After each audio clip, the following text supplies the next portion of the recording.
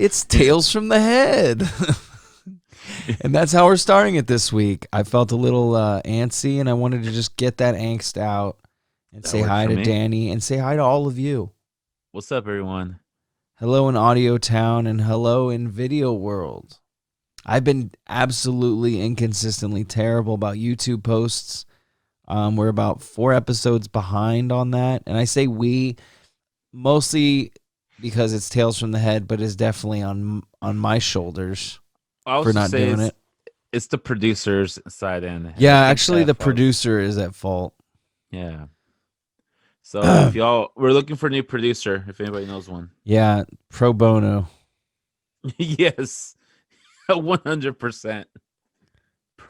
Who's very passionate to the point where money is just not that important. But if you want to beef up your resume, this would be perfect. And definitely we can help you beef it up. Oh, absolutely. We will make it work out so hard. That was definitely meant to sound gross. I did it on purpose, and it was an intimidation tactic. And it probably didn't work. But it gave you whole new perspective on me, though, and that's what's important. And you know what's funny? I saw your regret halfway through it. You're like, yeah, I carry it on my face.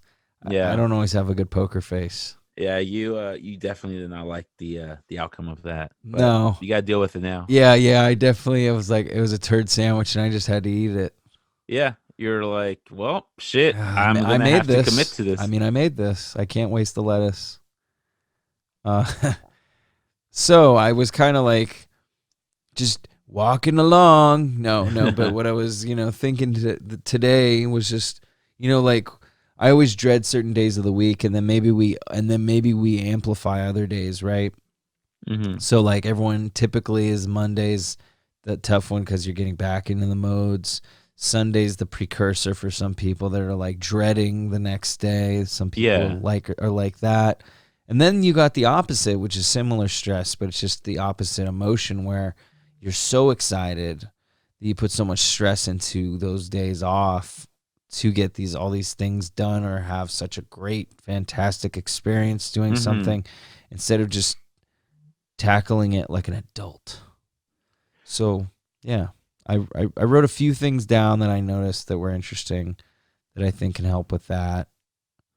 One thing I'm thinking though, I think something that creates stress about these days, it's like you said, like you make a list of things that you want to do for that week, or for like your day off, and like if you don't do it, that's what kind of like just kills you. Like, then what the heck did I do this weekend? I didn't do anything. Yeah, and I think like even like catching up on like errands and stuff on your day off, sure doesn't make it feel like a day off though. No, it really doesn't. But then you know what's weird? The flip side of that too is when you do have those days off, when you do nothing, you get kind of bored. Yeah, that's true. And then you feel like, wow, it really is how I look at things. And it's true. Perception, man. But the first thing that I noticed about this list was make a list of everything you want to get done. And obviously, like you're like, oh, duh. But the interesting thing, the sub part to this point is group similar items together. And the reason to that is just like when you route like a delivery route for a driver, you're not just going to have him jump from one area to one area and go back and forth. You're going to have him do it so he's knocking out clusters. So it's saying cluster like items or like tasks because then you can tackle them as a group and be more efficient, right? So I thought, well, that's a good perspective because it's not like super groundbreaking, but it kind of reminds you of, oh yeah, that's a smart way to do it. Or like being more efficient about what you do with it. Right. Yeah. You'll be, when you're more efficient, you'll do things, obviously more efficiently, but you'll feel better and good practice because then you'll keep doing things more efficiently, and then it won't just be something you have to think about as much. It'll be like second nature, Yeah. And then the other one is, it says the tip is Monday morning, get one thing done immediately, which I thought was kind of cool because I feel like, especially for myself, I'm all about instant gratification. So, I'm such a toddler, but I love knowing that like I did something right then and there. It's so cool to have that immediate satisfaction. Oh, And sorry. The thing no, about Mondays already got me tiring. no, dude, it's late.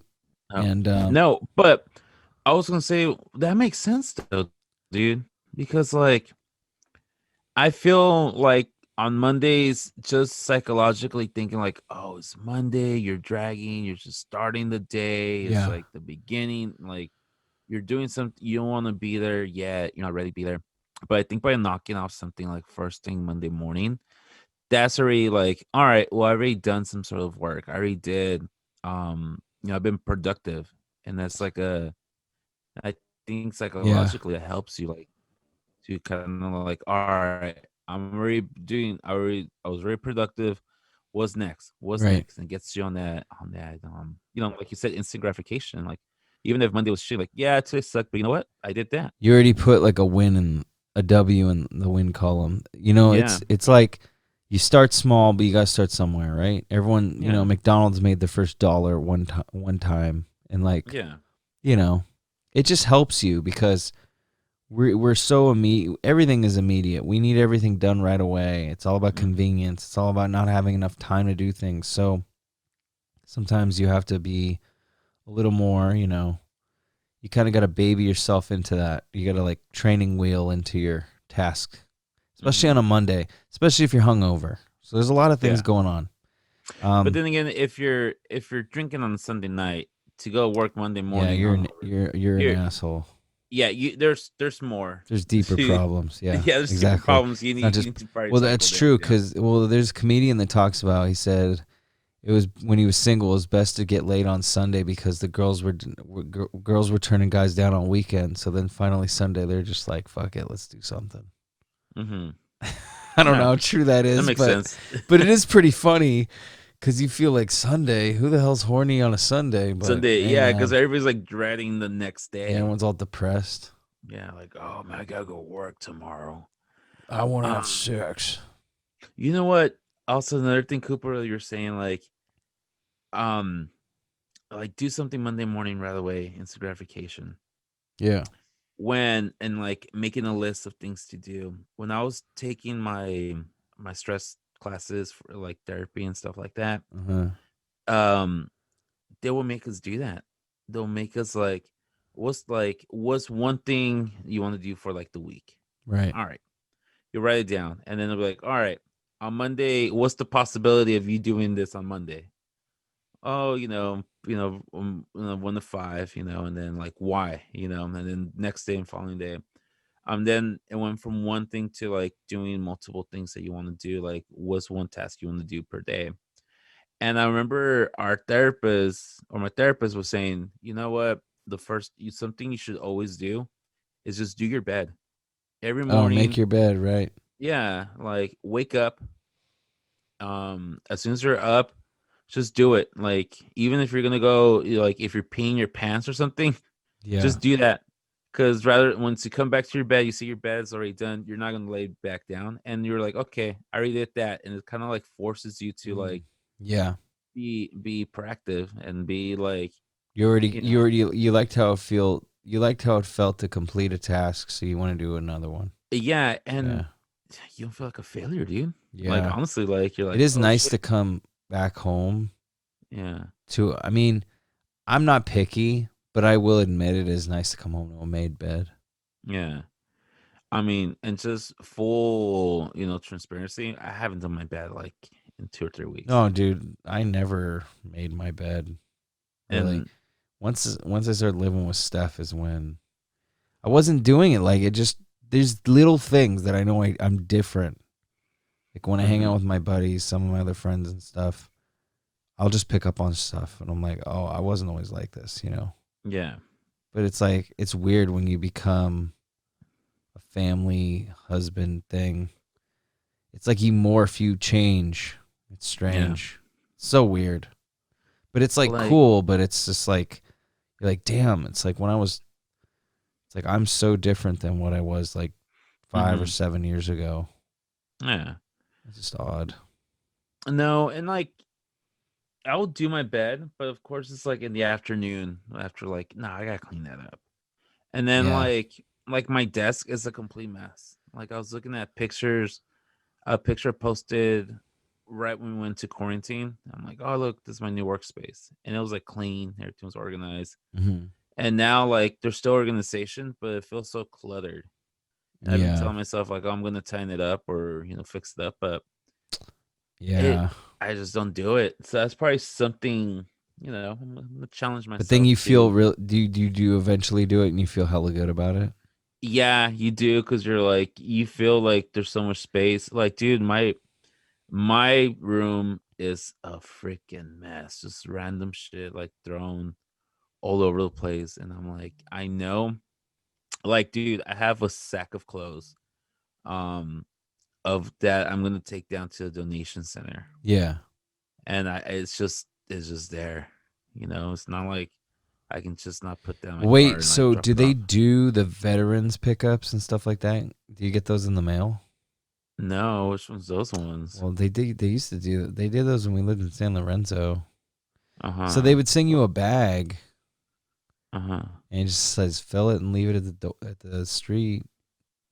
They'll pick it up and they do. Some guy comes in that truck and just takes it. But they Oh, did this and they would donate. But see, that's the thing. I don't know. And then when I worked for the post office, we used to deliver them too. So I don't know. Maybe it's a county thing yeah, I'll look into it because I know there's because like there's you a can lot drop of off yeah. You don't you have can to drop off go. like a Yeah, Goodwill and like Salvation yeah. Army, but I don't want to give them my stuff because I know they're for like for profit. Oh yeah, yeah. And then I know my my I think a buddy, good one is Hope. yeah, Hope is a good one. yeah, yeah. Well, Um. also the other thing is my buddy who also teaches used to have this thing called like um the rad free market or something. And so like the third Saturday, like donate your Oh. clothes off to like Okay. a place and people just go and pick their clothes. And like it was cool, but lately last time I donated some clothes, I took it down, or like a bunch of jackets actually. I took it down to like one of those like recycling bins, just dumped it there. And it feels Yeah. good. Oh, Like you like declutter. like the ones on like parking lots and shit. Yeah, and it feels good I've because done like that yeah, too. you declutter and stuff and you kind of clean, and like a clean space also is like a good representation of like your mind, in my Right. opinion. It's like like Steph. I forgot. I know her name, but I forgot the show. But it's like Marie Kondo.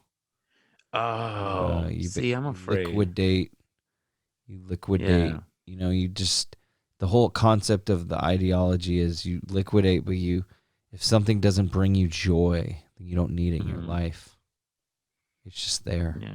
If it doesn't, if you look at something in your room and you're just like, if you see clutter and then you look at something, you pick it up, and if that item doesn't bring you joy, then you really don't need it. Yeah. Well, that's I'm my like, that's a problem is pretty that cool way to look at it. well, my thing is like everything in my room brings me joy to an extent. So it's not that like I want to throw it away, is I have too much joy and I need more space for my joy.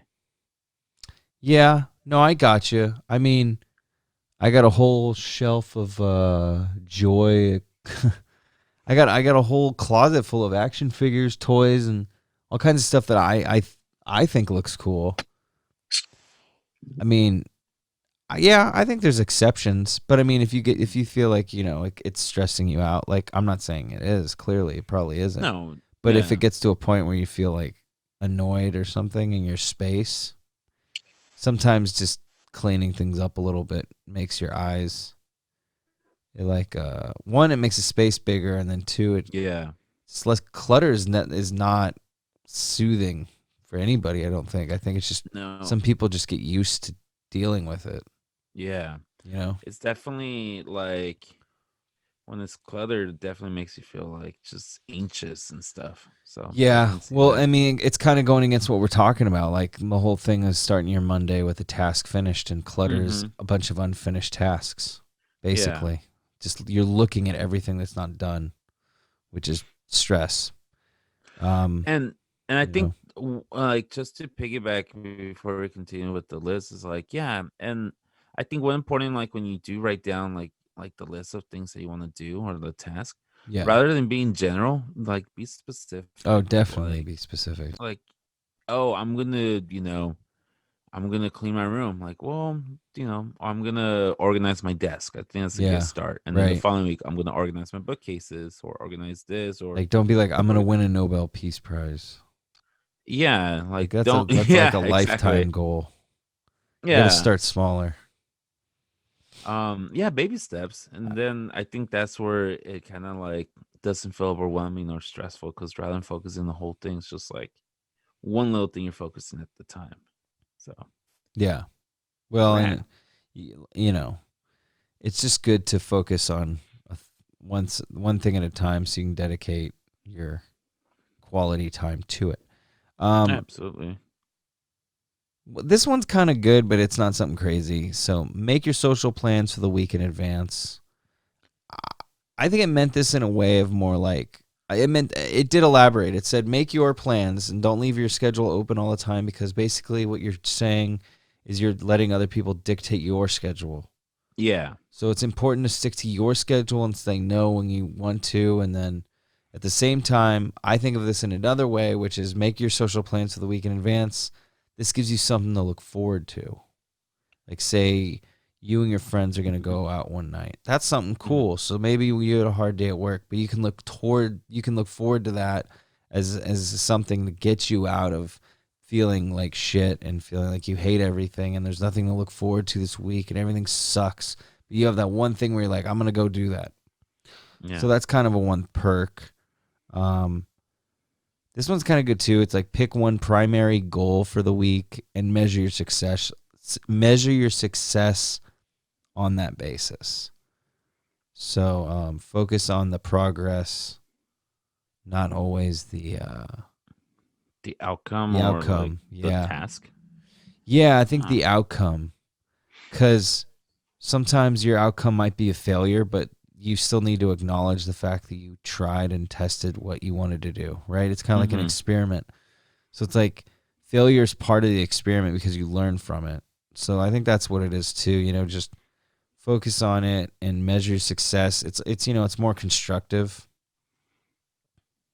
This is one you can't do, but I feel like if you wish you could, but this is one I feel like just on a broad spectrum people need to do is don't check your email until noon.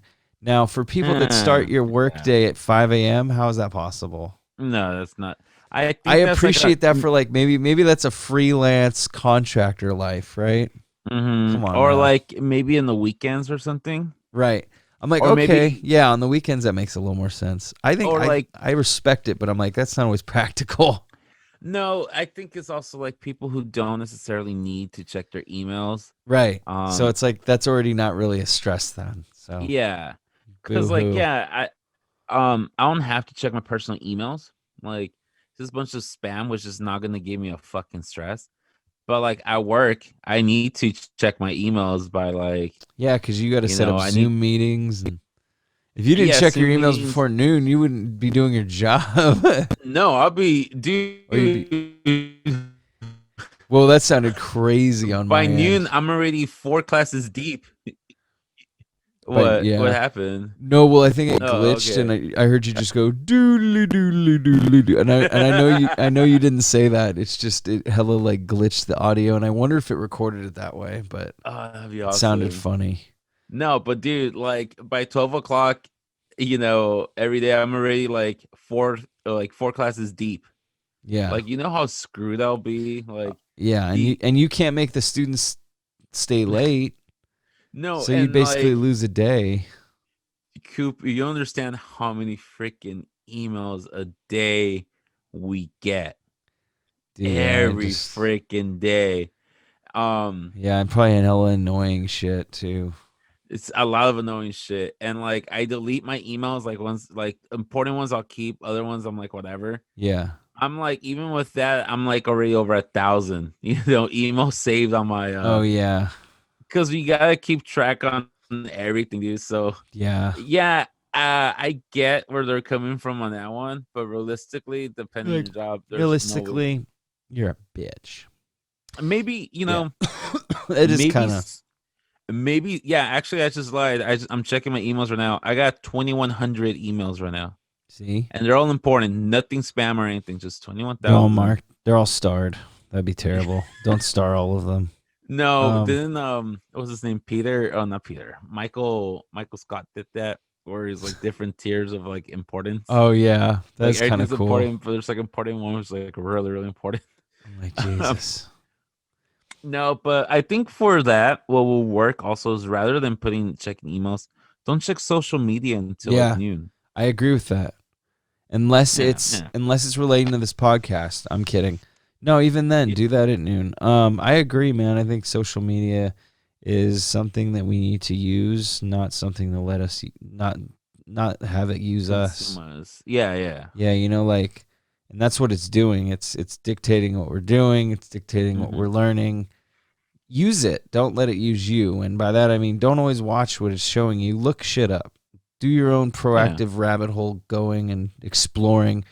Don't leave it up to you. Don't rely on the Google front page to what you look up. Sometimes it's easy and cool because it's stuff you are interested in, but go out and fucking look shit up. Listen to some music, get in a weird headspace, and think of stuff. Yeah, and pick up a podcast or two. You'd be surprised, like what. Everyone has a podcast right now. It's crazy. Yeah. It's really cool because you can probably find your favorite person or top 5 favorite people or bands that probably are doing one. Yeah, it's funny, and we're getting off topic here, but a couple of days ago, my friend's wife texted me. She's like, "Hey, Danny, do you like Circa Survive?" And I'm like, "Yeah, fuck yeah." I'm like, "Of course, Anthony Green is Bay. Period. Like, no doubt about it." And she goes, "Oh," she's like, "You should listen to his podcast." I'm looking it up right now. I wish I'm not going to find it. I wish I was more professional. There you go. It's called You Film It. You Film It? You Film It? I'm probably mispronouncing. EUPHOMET. You Film It? Euphemet? Euphemet? Is that a word?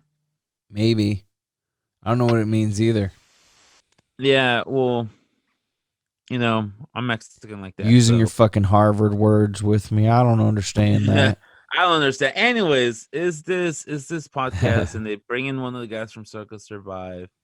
And it was interesting. It was a good 1 hour show, and it talks about she shared with me, she's like, "Hey, this episode this artist talks about his anxiety, his depression, and how he uses psychedelics to kind of bring down his depression." Yeah. And so I listened to a podcast, and then I went down to a rabbit hole. I'm like, "Oh, that dude has his own podcast," and then I listened to it, and then all musician, friends of musicians, other guests, also musicians who also had podcasts. So here I am, spend a whole day of oh, this guy has a podcast. Oh, this guy was in the podcast. So it's definitely a rabbit hole. And you'd be surprised how many people, celebrities and stuff, have been doing that. Especially in this past couple of months before quarantine. Oh yeah. So yeah, look it up. Well, dude, even the Niners, the George Kittle, the tight end, has his own podcast now. It's crazy. I'm like, dude, everybody. Yeah. We're not the only ones. Nah, dude, it's crazy. There's so many people. Not everybody does it as well as we do. No, and not as consistent. This is a very consistent program, people. They probably do it better quality-wise. Yeah, but they have teams of writers and all that shit. We don't have that. This is us live in the flesh. Yeah. Yeah. You think there's a ghetto? They have the whole. They have a freaking legal team running the stuff and research and post-production. We don't. Do yourself. DIY, man. The way we were brought up. Yeah. We're Americans, damn it. Yeah. Do it ourselves. Yeah, other people know how to fix other people can rebuild a transmission on their car and rebuild a motor. We know how to do podcasts, and we do it ourselves. Yeah, and we do a damn good job too, And we're damn good at it too. That's what I should say. I was trying to quote fucking regulators. Trying to keep, yeah. That's what we do, baby. Yeah, you gotta, hold the steel. Learn how to earn your keep. I wonder if I can like ask that as a job. I'm like, hey, I will teach you how to. I'll be your audio engineer for your Oh, dude, podcast. yeah, it's called consultant work. If you rebuilt the engine on this truck that may or may not be buying Oh, it. like a barter system. Yeah, exactly. Dane, that's I some would. old man shit, you know? Hey, Yeah. I'll tell you what. You fix Tell that you truck what. for me or whatever car. Yeah. I'll do your little podcast show. Hey, listen. Hey, kid. You rebuild my my truck, and I'll set you up. I'll I'll buy what you need. You get your own laptop because that's the most expensive part. I'll buy what you need. I'll buy your microphones, and I'll teach you, and I'll even record the first 5 episodes. Dude, that's the newest Clint Eastwood movie, like coming out next year. What is it really? What we just described. I don't know. It just sounds like a movie he'd be in. God, And he'll he's probably getting direct old. He's it. looking very scary now. And he looks like the old man from Poltergeist too. He does. The creepy guy. What was his name? Kane? God, I don't know, but I just remember So the fucking song. you could see the blood moving through his head. No, you can't. But it's like God is his in skin looks like rice him. paper. And I know we were talking about this off before we start recording, Yeah. but the cursed films, Poltergeist is actually in it. Oh no, and I know that I knew about Virgil. that one, and I Yeah, gotta look that's into like it more. But the fucked yeah. up one was the Twilight Zone one. Oof. Really? The Twilight movie Zone or like movie. the actual show? No, the movie that they did in the 80s. That was the one I watched with my buddy. It was Oh, I brutal. have to check it out. Yeah, it's not a feel good episode. I don't think any of them are. Yeah, I But don't think they're meant to be. they're not meant to be. And see, and I'm gonna get into our next. I'm gonna do one thing, and then it's gonna kind of Okay, get and into then our we'll get next to the next segment. one. Okay, This is yeah. something that pertain more to you because I feel like you need to. I could be wrong, but this is the vibe I get from you. You seem like you're very into your work. So It's just so my manager won't fire me. No, I'm just playing. yeah, I'm just here so you don't. You're just here so you don't get Yeah, I'll fined. get fined. But Exactly. set an alarm reminders for you to take 10 to 15 minutes to yourself every 1.5 to 2 hours. I feel like maybe 2 hours. Every 2 hours you could take 5 minutes. No, I'm not gonna lie, bud. You're good. So my Mondays and Wednesday schedules, I have I go in like I'm going somewhere. I start teaching, I teach my first class, and then I have a prep period. Right. It's like an hour-long prep period. Oh, okay. And I can start grading, get ready for the next day or for the week. There's not a lot that you can do in that hour, to be honest. But what Okay. I've done is like the first half an hour, I kind of like take it for myself. Mm-hmm. So, get my coffee, um, get into like regular clothes, like rather than just being on my PJs and just Right. slapping on the shirt, Yeah. actually Like dress, feel maybe like you're even take a doing something. shower at that time, Yeah. kind of do, things. And then the second half an hour before I start my next class, answer emails, check, do certain behind the scenes that people don't realize that goes into teaching. Right.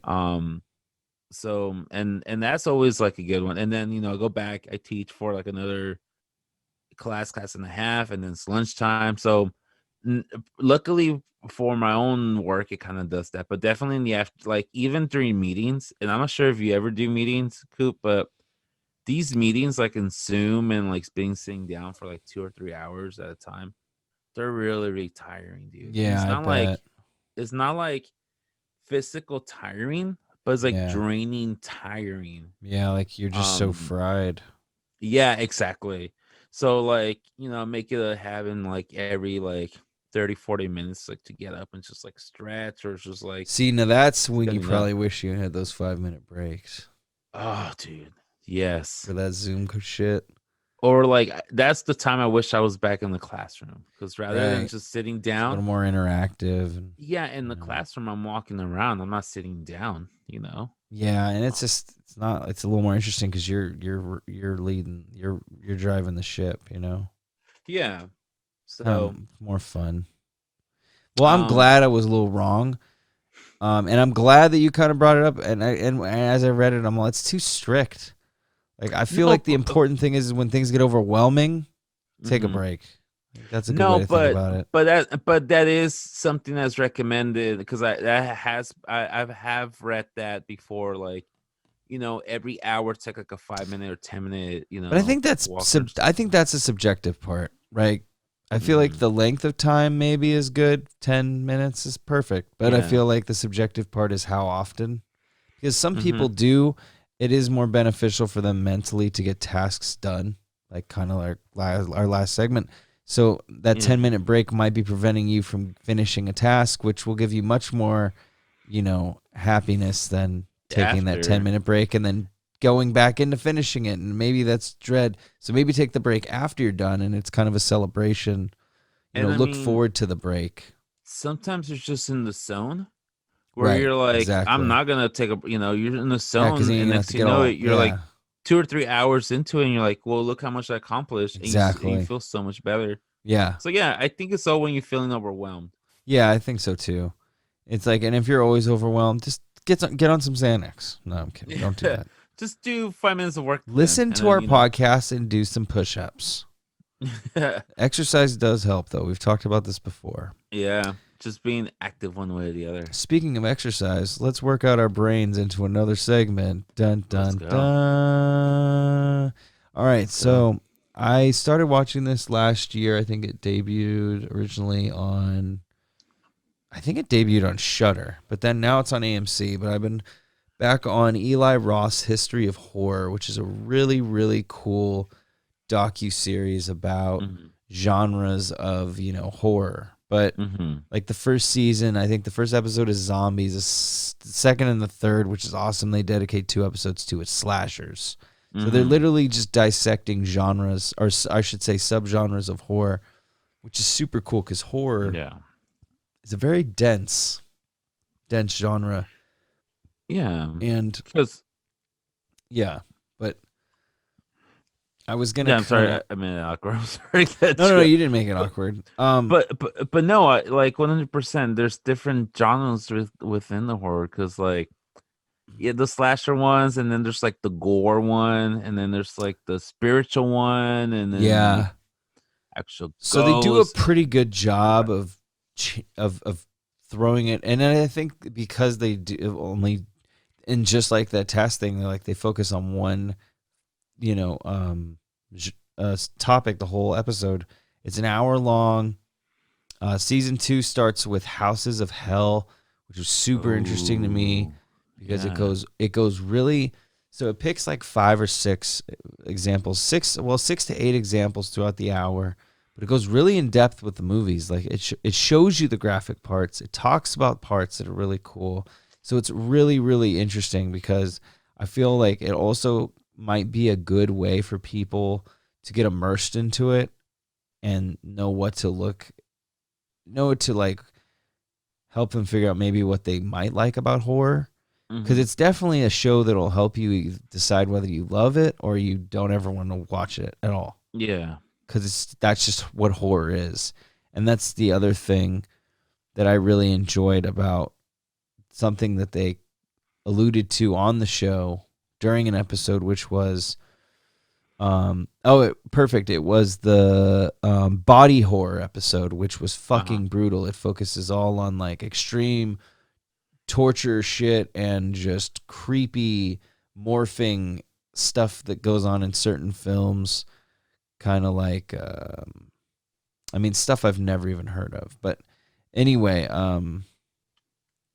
body horror. I was talking about body horror. Yeah. I lost my train of thought.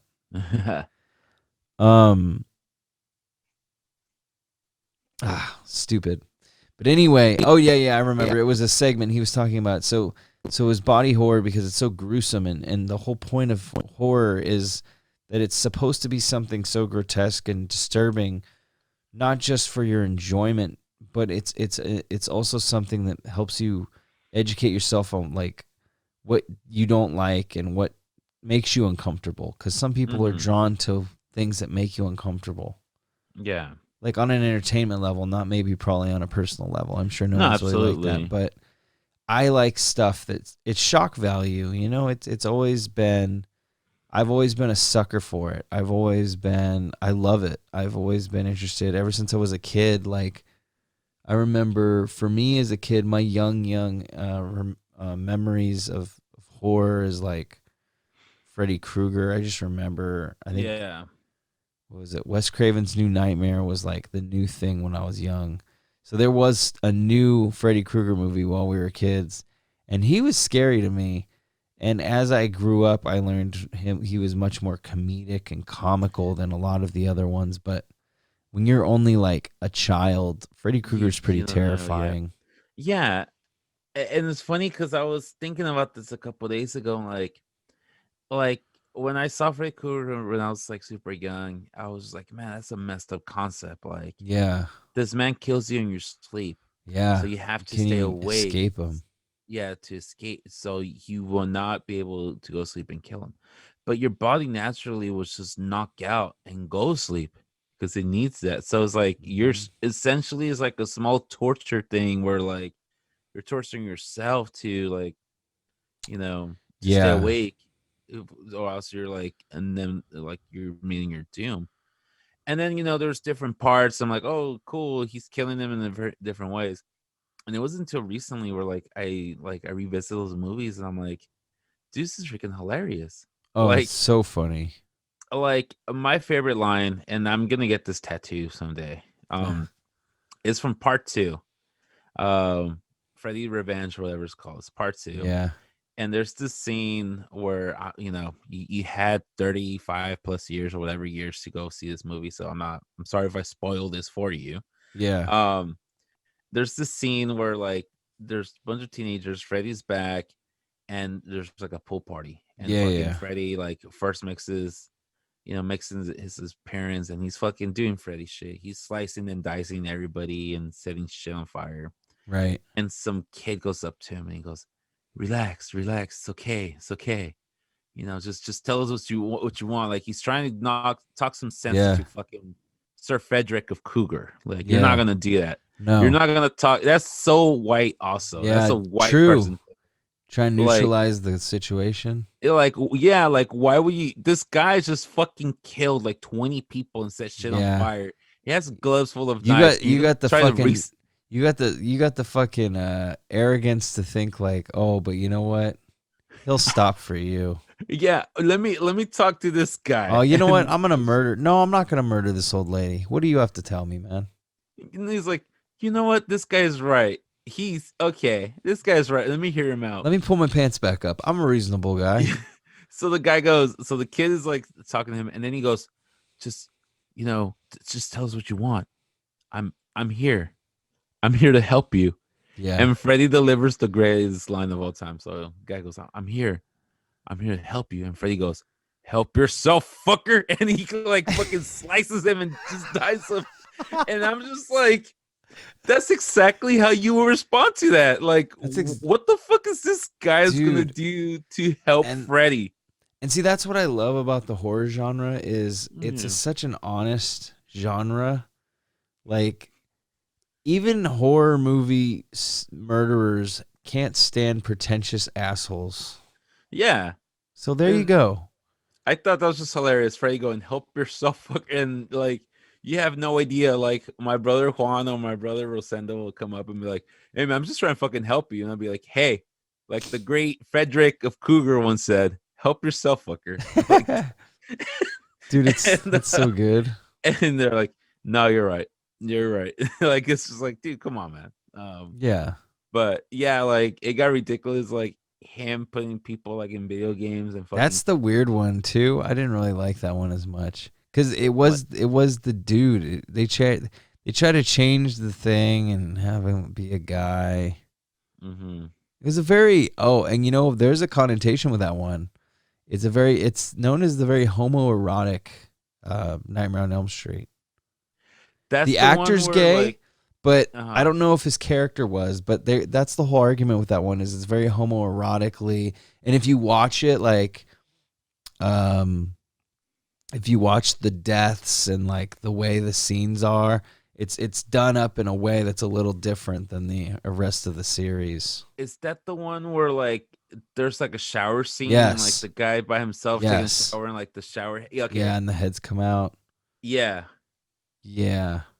Yeah, I It's remember. it's See. it is cuz it's funny, I watched it with my uncle and Uh-huh. well he's a gay man. I'm bringing that to the attention cuz he's the one who pointed it out to me. So this wasn't Uh-huh. like a homophobic obsession.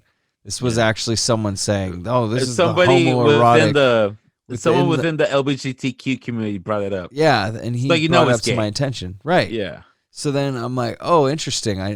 Cuz honestly, I always skipped over that one. Yeah. And I think I skipped over cuz I didn't really dig cuz here's the thing, dude. If you're going from awesome first 3 movies, dude, the first and the third one are so good.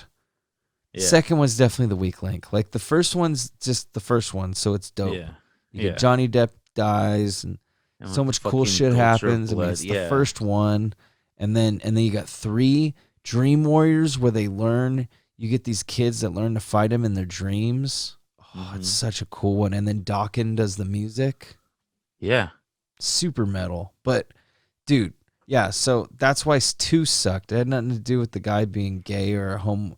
The homoerotic thing wasn't even that big of a deal. It's just the storyline wasn't very good on that one. Yeah. But Yeah.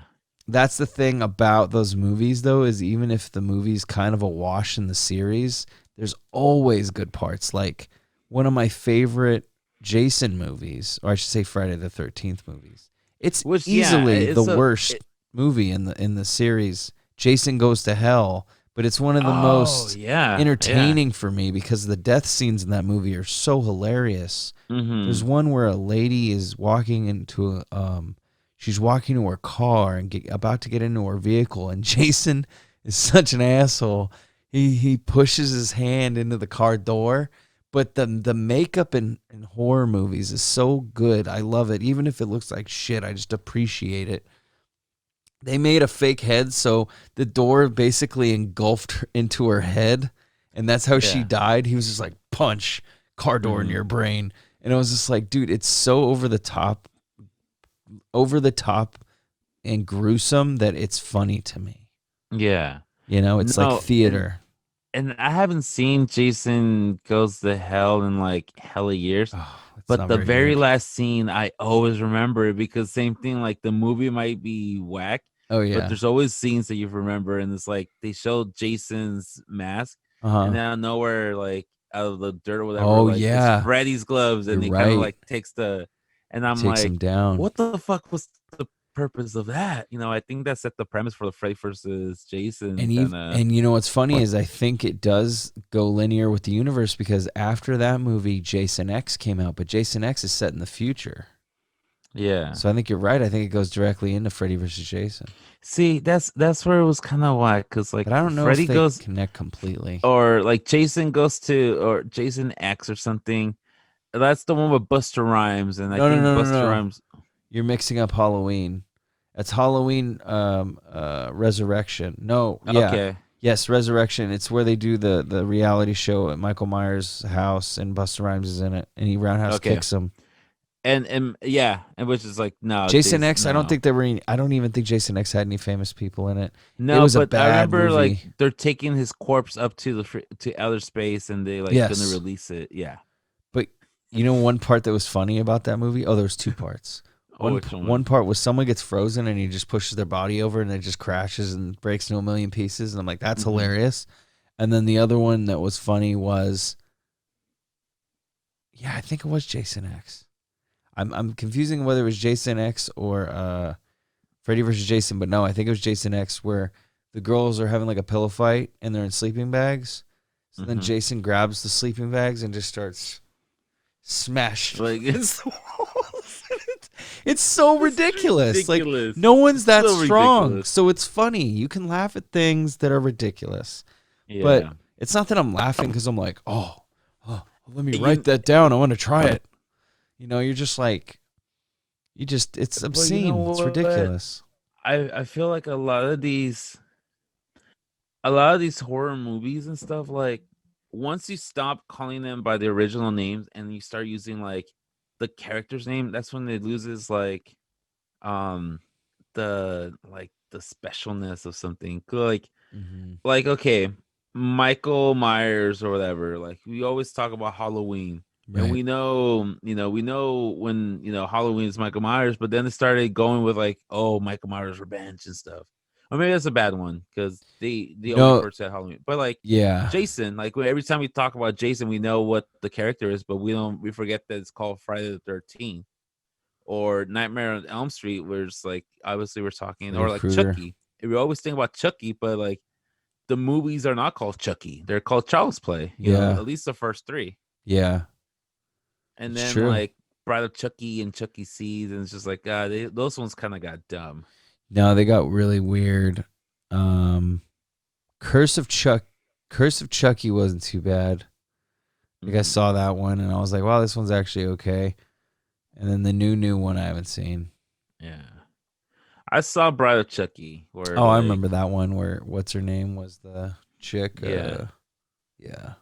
I forgot her The name. high pitched voice. Jennifer Tilly. I always remember her from Liar Liar. Yeah, she was in Liar Liar. She was in something else too. She was like in all the 90 ones, all the 90 movies. She kind of played the hot random girl. Yeah. With her silly little angelic little voice. It's so like innocent and kind of creepy. Super short also. She's super short? I think she is. See, that's a quality that works only mostly for women. Yeah. Not as endearing for a man. Mm-mm. Men can like a short girl, and maybe it's because it's a power thing. For me, and maybe it is a power thing, but it's also like I think subliminally it's a power thing. I don't think I genuinely am happy that someone's shorter than me. Mm-hmm. I think it's just maybe it's some like a nurture aspect where you're like, oh, I can provide, I can protect you, maybe. Yeah. I don't know. But you gotta keep an eye on those short ones. It definitely doesn't work for the women though. No, you definitely have to keep an eye out for the short ones though, because those are the most feistiest ones, and they will stab you in your sleep. Yeah, no, and that's very true. That's part of the attraction. I gotta be honest. we like to live on the edge. Living on the edge. We love you, but we also want to like fear for our lives every other day. Yeah, I mean, if I'm not somewhat scared that I'm gonna be smothered in the middle of the night, then I don't know what kind of relationship I'm in. Listen. Let's be honest. If I'm not in an abusive relationship where I'm terrified psychologically and emotionally that you're gonna kill me, I don't want it. Yeah, I don't want to be in a relationship. I don't want a relationship with you. Yeah, it's not gonna work out. I need to fear you in order to be in love with you. I was hoping you were gonna go down that way. Yeah, I'm happy you did. If you tell me to take out the chicken in the refrigerator and I forget to do it and I hear the car alarm putting on and I'm not fearing for my life, I don't want it. If I'm not thinking like, holy shit, how the fuck am I gonna get out of this mess right now? I don't want it. So don't undercook that bird. Yeah, I want to. Yeah, I want to risk my life with you. Yeah. I mean, that's how you started off. You got to be, you got to make some claims, Yeah. Women like that. They like a man with a plan. This is what those dating apps are missing. Like, you like how I keep saying in the women scale of like 1 that? to 10. Yeah. No, they need to put something like on the scale of 1 to 10. How afraid do you want to be of your partner who's a female? Or if like it's lower than 4, like, dump her now. Yeah, no, I need like an 8 and higher. That's so much fear. And if I leave her, she's gonna slip my throat. Because then I know it keeps me on check. Also, yeah, and she finishes tasks, so she'll definitely get that done. But no, I'm kidding. She's a woman of her word, and that's what you want. Dude, it's true though. Nothing's more attractive to me than that. I don't know how to explain it. Like a feisty, spunky woman. in a way that, and it's weird because it's in a way that it's like, if I don't necessarily click with you and you act that way, I'm gonna hate your fucking guts. Yeah. But if I click with you and there's like obviously physical attraction, and then there's that, I'm like, that's just a match made in heaven. Coop, I'm pretty sure you felt this way with Steph, but I remember when you're saying, like, I was thinking about this time my ex was like calling me on something. I don't know. Yeah.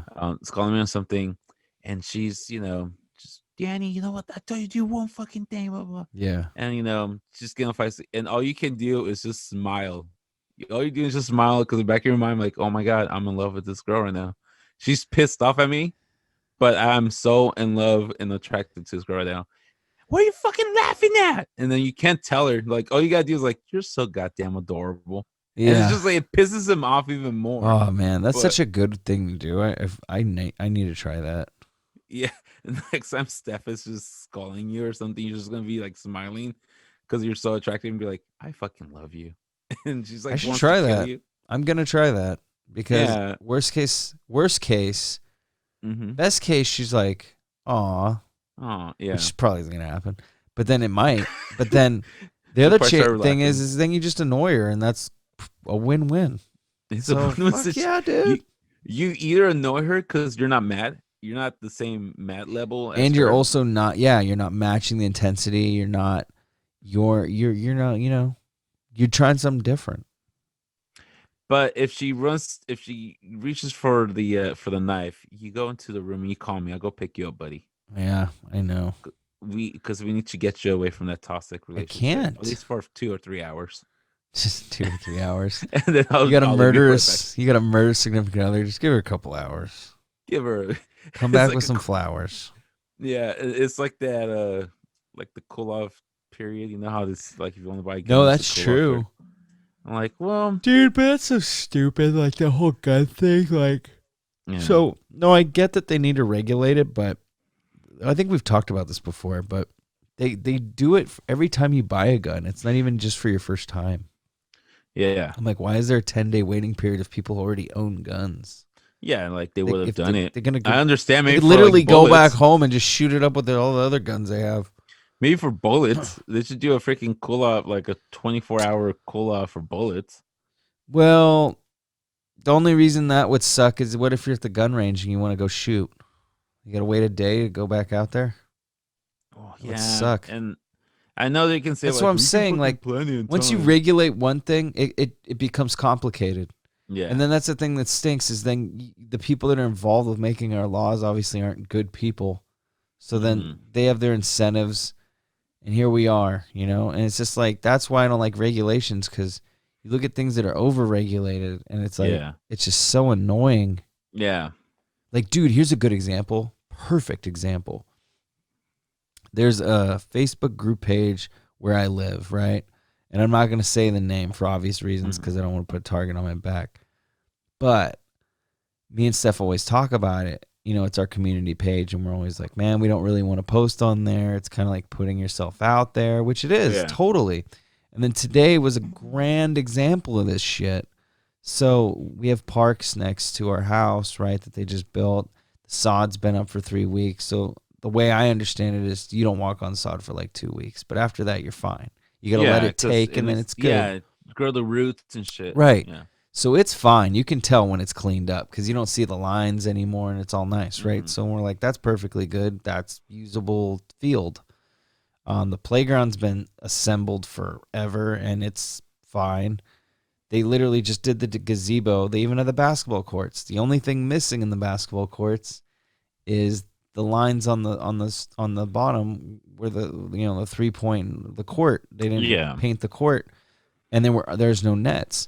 So one of my neighbors posted that he put nets up himself. He bought the nets and he hung them. So he posted, nets are up in the basketball court, and people, sure enough, were like, "Oh, cool. When are we gonna play 5-on-5?" Blah blah. And it's just the communities that actually, like, this was one of those comments where you're like, "Oh, this is a cool comment. This is someone who did something for other people, and we're all gonna benefit from it because it's like having nets in a basketball court is so much better." And fucking the like not even the admin, like the main name for the community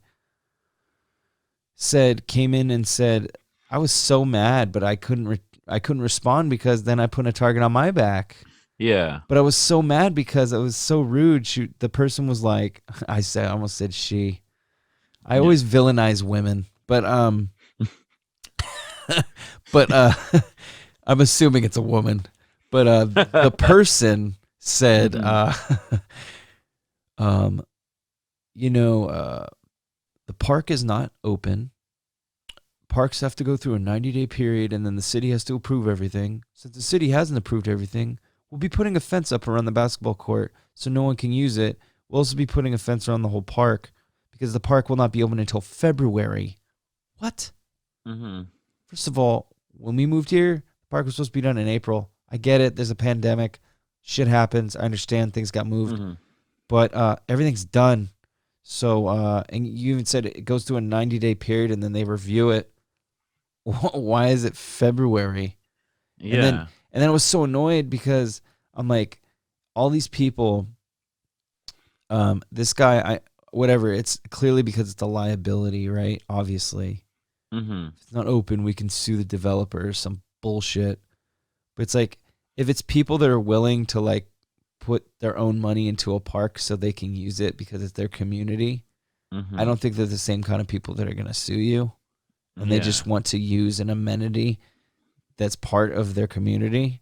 Yeah. I mean, it's just so ridiculous. And it's so frustrating because we pay into it.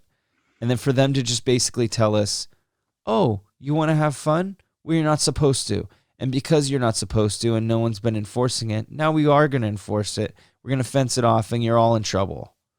I mean, it just feels so childish. It sucks. What pisses me off, no, that's just people on a power trip. That's what I see. Just people on a power trip trying to solidify their position in whatever work they do. Because if there were, hold on, it's okay. You got a hairball. Yeah, there it is. Whatever. Anyways, because sure, everything got shut down in in like March and something.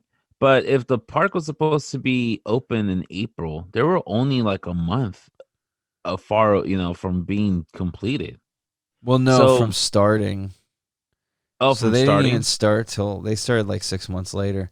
But I mean, that's what I'm saying. But it's done though. It's not and if it's done, like what the fuck is the? If it had to go through the 90 days, then why don't you put the fucking fence around it? Why didn't you do it from the jump?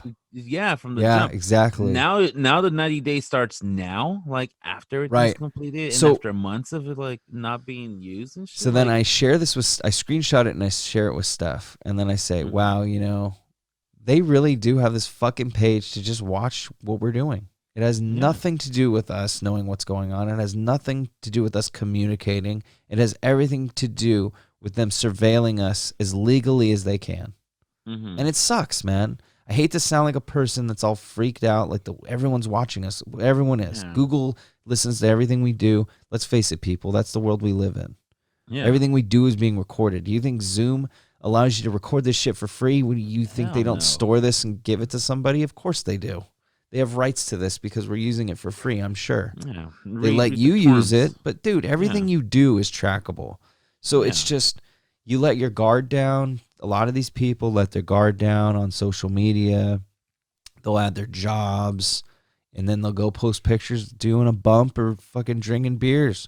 Guess what, man? Your employer's not going to want to see that, and you're going to get fired for it. Yeah. So people need to be a little more, I hate it. I get it. I hate it, but you need to be a little more smart and responsible about what information you put out there. 100%. And I'm not criticizing the guy at the basketball court, but I am criticizing people because he was doing a good deed. But there are other people that are just on there all the time talking about their lives and talking about how their work schedules. And I'm all, first of all, if you want to case a house, this bitch is talking about when she's not at work, when her husband's gone. She's alone. Why would you ever make that public information? Yeah, why would you say, oh, this is the times where I'm alone and like no one's at home? Because I'm pretty sure. Yeah, it's a page, like you said, it's a page on Facebook, but they're Yeah. not gonna verify that you live there. And I'm assuming this is on Facebook or is So this on the app next they door? no, it's on Facebook, and they actually do have address verification because it did. But you can lie. I'm pretty sure you can lie about the number. I think you just can't lie about the street name. Mm-hmm. That's how they get you. But yeah, they ask you for your address. I didn't put my address because I didn't want them to have my exact address either. Yeah. So I just put a fake number on my street name, and it worked. They approved me. Yeah. So that's how I. But that goes both ways. Yeah, like I wanted to prove who I was, but at the same time, I'm like, I don't want you to know exactly where the fuck I live. Yeah. Because that's for sure like information they're storing. So I'm just like, no, dude, I'm not gonna be posting anything about my kids, anything about what I'm doing. I already told me and Steph are in agreement. We don't even like we're cool with our neighbors, but we don't tell them stuff we don't need to know. Yeah, it's on the It's none of their business. Yeah. You know, and I like a neighbor that doesn't ask too many questions because and I'll give you the same respect. You know, like as long as you're not hurting me, hurting directly, showing that you're hurting someone else, I don't care, dude. Do whatever Yeah. you do. You. But I don't know. That's just like with the park situation. It's just like, dude, why would you be that person? Like, is it my fault that you're slipping on your job and you're being inefficient? So now that you're gonna show, it's just people in a power trip, and I think Well, that's and what and I really would pisses me love off. to just fire back with kind of like your point, which was, you know, if clearly this was a liability the whole time, why wasn't this ever? Why is this just being considered to be fenced off now when it's 90% done and the community wants to use it, and now you're Mm-hmm. deciding to regulate our safety, Yeah, but you never were concerned about it before? yeah, Like that's a and on valid point, but then at the same time, once again, what did I say? Don't fucking say, you know, too much, because yeah, guess what? They're going to be like, it's because here's the thing too, people like that will never admit they're wrong. And then the no, other absolutely thing not. is, since it's like the authority, once again, Mhm. authority never admits when it's wrong. So then Yeah, I'm basically just putting myself out there for them to be like, wow, looks like we got our little troublemaker here. So let's see if he's filed all his stuff for this, and this. And then then yeah, they start bugging us, and then we're the street that gets audited for weird. You know what I'm saying? yeah, Like, and I don't God need all that. forbid, yeah, God forbid, like your cars block one thing or like something is not up to like Dude, the there's an regulation HOA code. rule where we live. It's retarded. There's an HOA rule where we live where they're saying you're not supposed to park in your driveway because you should be able to park your cars in the garage. What's That's what a the whole garage is used point? for. A What the fuck driveway. is up So on driveway? technically, I don't agree with it, but technically it does make sense. And I think to enforce it, it's kind of Nazi-ish, but I agree. It makes sense. A driveway is meant for you to park and then drive through it, Mm-hmm. which makes sense. The thing is that there's two reasons we don't do that. One is we have a 2-car garage. If we put my F-150 and her Jeep Cherokee in there, there's hardly any room. We have storage. We have things going on. Yeah, Um, and the other thing too is when you park your cars in the garage, it looks like no one's home, and that's a big thing that's with true. me. I don't want someone to assume no one's home. Yeah, It's huge. If you see a car in the driveway, you're probably not going to go in and want to rob that place. no, because and like at the end of the day, and this is my problem with like homeowners associations Yeah, and shit. What pisses me off is like why? Like why do you care yeah, what the fuck I'm yeah, doing with my driveway? I understand like if your house is falling apart, yeah. Or if it's like a slum, yeah, and right? you're like, no, dude, you're bringing down Right. The you're bringing down property the value of value. our Yeah, house. for Yeah. sure. Like no, dude, like clean it up or like, dude, don't be a slob and like leave your old couch and shit like in Yeah, the like driveway. yeah, exactly. Like That I makes can sense. understand that part. Like, yeah, Yeah. I understand that part. But like you said, like if we're you know what it is? And okay, I'll tell you. Okay, let me No, finish yeah, this but thought go and I'll ahead. tell you what it is. It's just like, okay, parking my car in the driveway, it really makes no like I Right. understand Who what's is it the affecting? whole thing. Yeah, who's it affecting? Yeah, And the then property like value is not going down. yeah, and like okay. because you want it to look clean and stuff. Right. But like Yeah. everybody has stuff in their garage. Yeah. So what you want them to? Well, here's the other part. Yeah. So, your garage is not to be used for anything but storing your cars. But here's my whole thing, dude. Whether it's on the contract or not, you still have to get someone to enforce all these rules. Yeah. So you're not going to pay someone to just stand around on the street, wait for the garage door to open, have them spy and look, take mental notes or pictures, and report about it. That's not going to happen. No one has the time, money, or resources to do that. So you're literally relying on a bunch of goody two-shoe rule followers and snitches to do that work for you. And that's 100% how it works. You're going to get all the nosy neighbors that are being like, because it's already on that little page. Oh, it's toxic. It's already toxic. Yeah. There's already people complaining that people are using the garages as gyms. How does that affect you? Yeah. They're like, it's annoying that it's in our bylaws and people aren't following it. And I immediately wanted to like, if I had the accuracy and the human power to pick up a rock and chuck it into the air and just have it magically hit him in the head, I wish I could do it. Like, it's just, why are you the type of person that is so obsessive about what everyone else is doing? Yeah. No, it's just like, dude, we're living in like, okay, who cares? It's like a snitch world. I have my garage. Yeah. Like, what do you care if I have my gym unless in you the see garage? like cages with children? Yeah. Then maybe say something. Like, oh, I'm sorry, you're mad because I'm working out and your ass is just sitting there. Oh, on Facebook. Yeah. Oh, it's insulting to us people who do not want to go work out. I have gout. Yeah. Well, good for you. The other thing. Okay. Going back to the driveway. Here's the thing. Yeah. So, let's say you have your 2 cars, right? Yeah. Because there's no fucking law saying how many cars you can own. Exactly. There's the other thing. Right. You can own as many cars as you want and you can afford.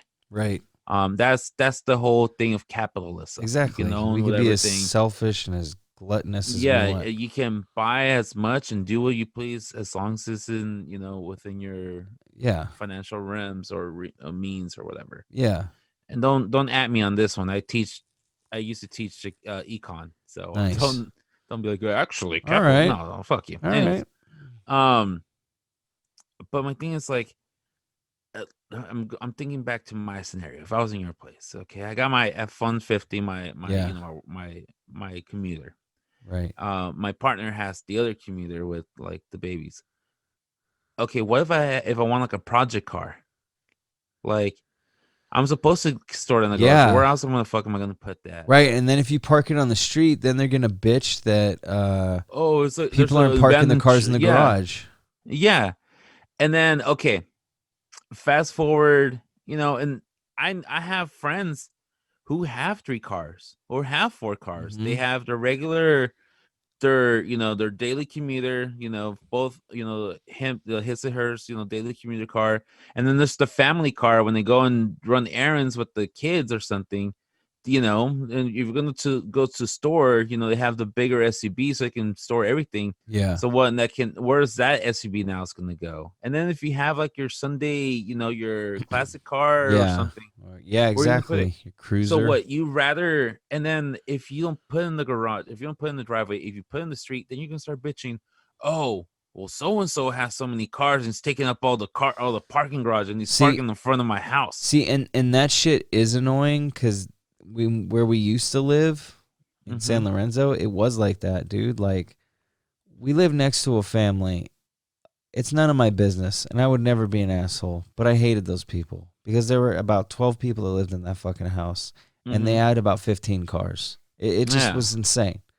Everything you're saying, it's just because in that situation, that's not the situation we're in right now, but I feel like that's when I get it because there's these neighborhoods that are just so congested and it sucks. Yeah. And there's not a whole lot you can really do because, like you said, people are legally renting and living there. It's just, there's just so many people that are forced to live together now because of how things are. So like part of me kind of understands it because I feel like in a way it's necessary maybe not to follow, but maybe if the dumb people want to follow it, it helps. I don't know, dude. And it's funny because stupid. my dad's a total car parking Nazi. Yeah. Like, Lord forbid somebody parks in front of our house. No, I'm like that too. Us. I'm like, who the fuck is that car? That's what we used to always do. Who the fuck is this person? Yeah, Doesn't I'm like know that too. that parking belongs to me, even though it's like the public one. Yeah, yeah. So yeah, like, dude, okay, you just brought up a good point. My house, we have about 5 or 6 cars. Mm-hmm. You know, there's no way we can fit that in the fucking garage. You know, and it's all our daily commuters. You know, so I feel like also with that law, it's like by implying this law, is like you're also forcing people not to like not have multiple families live there. Yeah. You know? So let's say like your kids are all grown up, they're in high school or whatever. You know, each of them have their used cars and stuff. So, you know, that's gonna be 4 cars. So where they're gonna be able to park their car, you know? Yeah. No, I mean it's dumb. It's not practical. And at the end of the day, it's your fucking property. Yeah. You know? I think that's what it comes down to. And that's why I never like the homeowners associations, because like, who the hell are you to tell me what to do with my property? I'm like, for real, like it's like a union rep that you never asked for. Yeah, and you know they were beginning to be the whole background of the homeowners associations were meant for like racism anyways, but I mean, I'm not going to get into that. Is it really? No, I'm just made that up, but it sounds like something legit. I'm okay with it because I don't like them, so fuck it. Why not lump that in there too? Because, dude, it's just, you know what I look. This is what I look at. Like, there's some good people. There's some people that do volunteer work, and they do it for the kindness of their heart and the return they get from it. And there's some people that do it for selfish reasons, but for some reason, HOA. I know there's some good eggs maybe out there, but fuck them. Like, they're literally like hall monitors. You know, like without a school. It's just, it sucks. It's like, you're literally the type of person that's like, you know, you're at a party and, you know, you're your friend's house and the parents are gone. And they're the friend that's like, you ever watch Freaks and Geeks? No, I never saw it, but damn apparently it's like it doesn't matter. Show that, okay. But, well, I was going to use an example, but anyway. You know, it's like you have that annoying friend or person that's at the party. It's like, you really shouldn't be doing this. Your parents wouldn't like it. It's like, look, dude, first Debbie of all, Downer. if they're not here, you're not going to get blamed for it. So just shut up. Yeah. And just enjoy this acid. It's a party. If you did not want to come, and you have your choice of leaving if you do not like the party. You can go back home and watch. Yeah, especially if it's not your house. You don't live here. So like, so. And that's the other good point. It's like, it's not your fucking thing to even be talking about. Yet somehow you act like you can tell me what to do. You know what it reminds me of? We can get in so much trouble for this, Cooper, but I'm excited. I'm going to tell you anyways. I'm going to say it. Fuck it. Yeah. Dude. Remember when one of our friends, we're not going to say names, but one of our friends moved back from, he moved out of San Jose to like SoCal, and then he moved back to San Jose, and we threw a surprise party at the Motel 6 right next to the the arena. To the Shark Tank. I'm like, first off, one of the best nights of my life. I was shit-faced. I think a lot of people were. Everybody was shit-faced. I wasn't shit-faced, I can tell you. But that's where I learned about chip life, or the chipset. Yes, chipset. Yeah. And I think I was baptized into chipset also, or I guess I was always part of it. I don't know. I think I'm part of it too, but we're cool with all of them. That's why. Yeah, all those people were awesome. But I remember we totally reenacted like the scene of that Selena movie where like they're trashing the hotel room to and we were like jungle moshing. Yeah, I think like, you know, it's probably Throwdown or fucking Hate Breed or something, and we started moshing and we started Wasn't it me and you doing it? Were we like moshing on the bed or something? I mean, there was definitely a lot of people doing it. I don't think it was just me and you, but it was definitely other people doing it, and I definitely joined. I think I remember certain parts of the night. I definitely. Do you remember the fight between? No, I think I left after. Oh, dude! Oh, it got weird. Okay, because I remember we showed up road drinking, and then like at first it started like with hip hop, whatever, but then everybody in our media friends we We're all love like into our heavy like music. hardcore and heavy music, so of Yeah. course like put fucking Kill Switch or fucking Hatebreed or Throwdown or Terror or whatever. And next thing you know, it is like breakdown galore, and so Just of course you get assholes. aggressive, and then like. Yeah, I just remember moshing, and I remember people jumping off like beds into like the mosh pit and like I jumping off the remember stand. that. And I want to say somebody got suplexed into the bed, and it broke the bed into two. Oh yeah, like the Or frame. kind of like toggled it. And I remember like, because again, I'm a little bit older than all of you guys. I'm like 5 years older than you guys, and I'm like. I remember specifically, I'm like, man, I can be that ass and be like, hey guys, come on, let's not do that. It's not, let's not do that, guys. Come on, keep it cool. But at the same time, I remember I thinking to myself, like, it's not my fucking room. I didn't No, put you the ain't paying deposit for in it. this shit. Yeah, I didn't pay exactly. for it.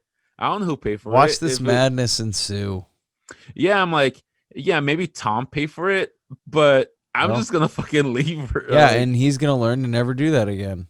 Yes, because if I'm paying for a hotel room, the last thing I'm doing is inviting 20 of my friends. Not gonna do that. And I'm like, I remember I was gonna be like, "Hey, come on, guys, guys, be more respectful." Come on, but at the guys. same time, I'm like, fuck this. I'm gonna leave after this anyway. So you like broke a window with your leg.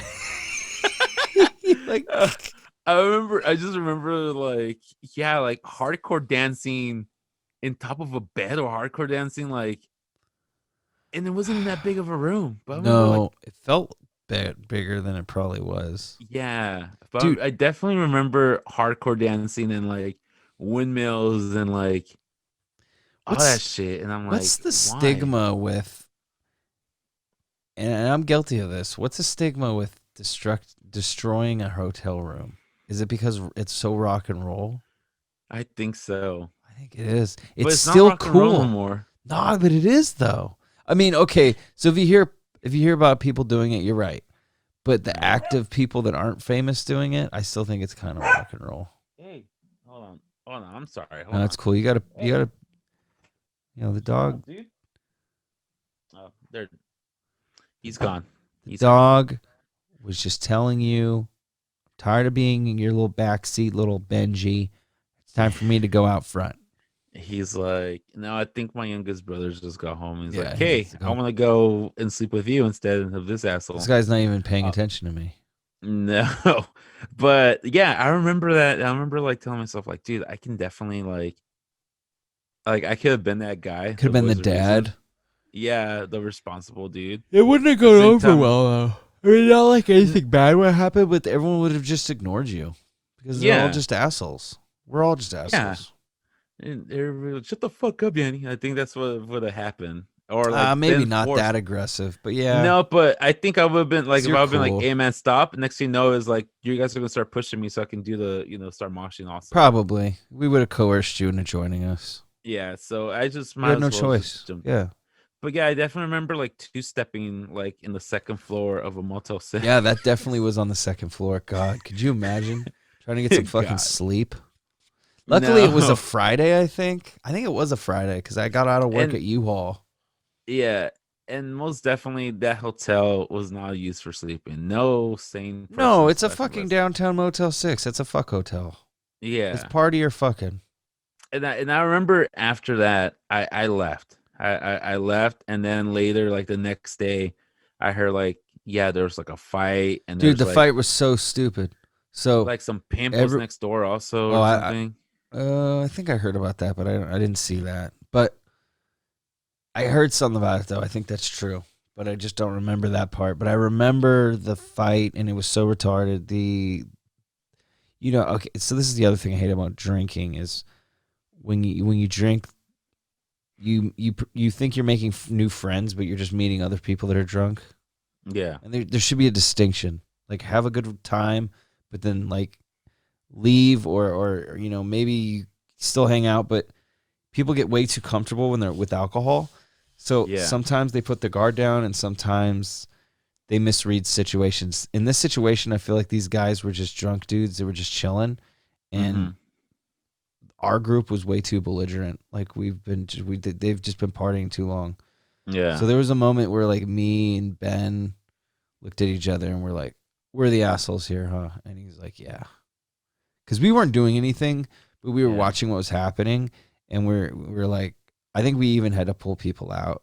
Like it got to the point where they were in our room and then someone got belligerent and made it seem like they did something to either that person's girl or it's always about a woman, dude, and it's so irritating. But super machismo. Always. And me, Ben, and a few other people were like telling our friends, like, shut the fuck up. You're wrong. Let's go back to your hotel room. Telling those other guys, don't worry about it. They're just drunk. We'll take care of it. It's embarrassing, man. You know what I mean? Like, I'm guilty. I've had my moments, but you're like, that's when, and that's why you said you left. That's the thing, man. It's like no one hold them, no one fold them. You know, you knew that the expiration of the fun part of that party was done. Yeah. So you're I'm going to enjoy this as a good memory and I'm going home. Yeah, because I definitely remember like the whole moshing and like jumping off, like just being young and reckless. And after that, I'm like, all right, I'm out of here. Because I'm like, in my mind, I'm like, all right, cops are gonna show up, or like here. And they did. Oh, the hotel manager's gonna show up and kick everybody out. And I had to hide all the liquor bottles in my trunk. Yeah, and I'm like, so when that happened, I'm like, all right, I'm out of here before something happens. Which was like, you know, probably a smart move on my end, but I just knew, I'm like, oh shit, cops are gonna show up. We're being way too loud and obnoxious. Well, like, it ended up kind of working out because basically what happened is me, Ben, and Julio just took off, and Ben isn't too far from there, but I did drive all the way to his house. Yeah, I've been to Ben's house before. So late at night when you're tired, it's kind of far. Yeah, and then Julio also lives somewhere around there. Yeah, he's pretty close. But we all just crashed at Ben's. And it was so funny because the next morning, his mom, who's also Tom's aunt, because, you know, him and Ben are cousins, but his mom's super cool, like Tom's mom, and she's always just like, I'm pretty sure she made his breakfast. Like, she's always so nice, man.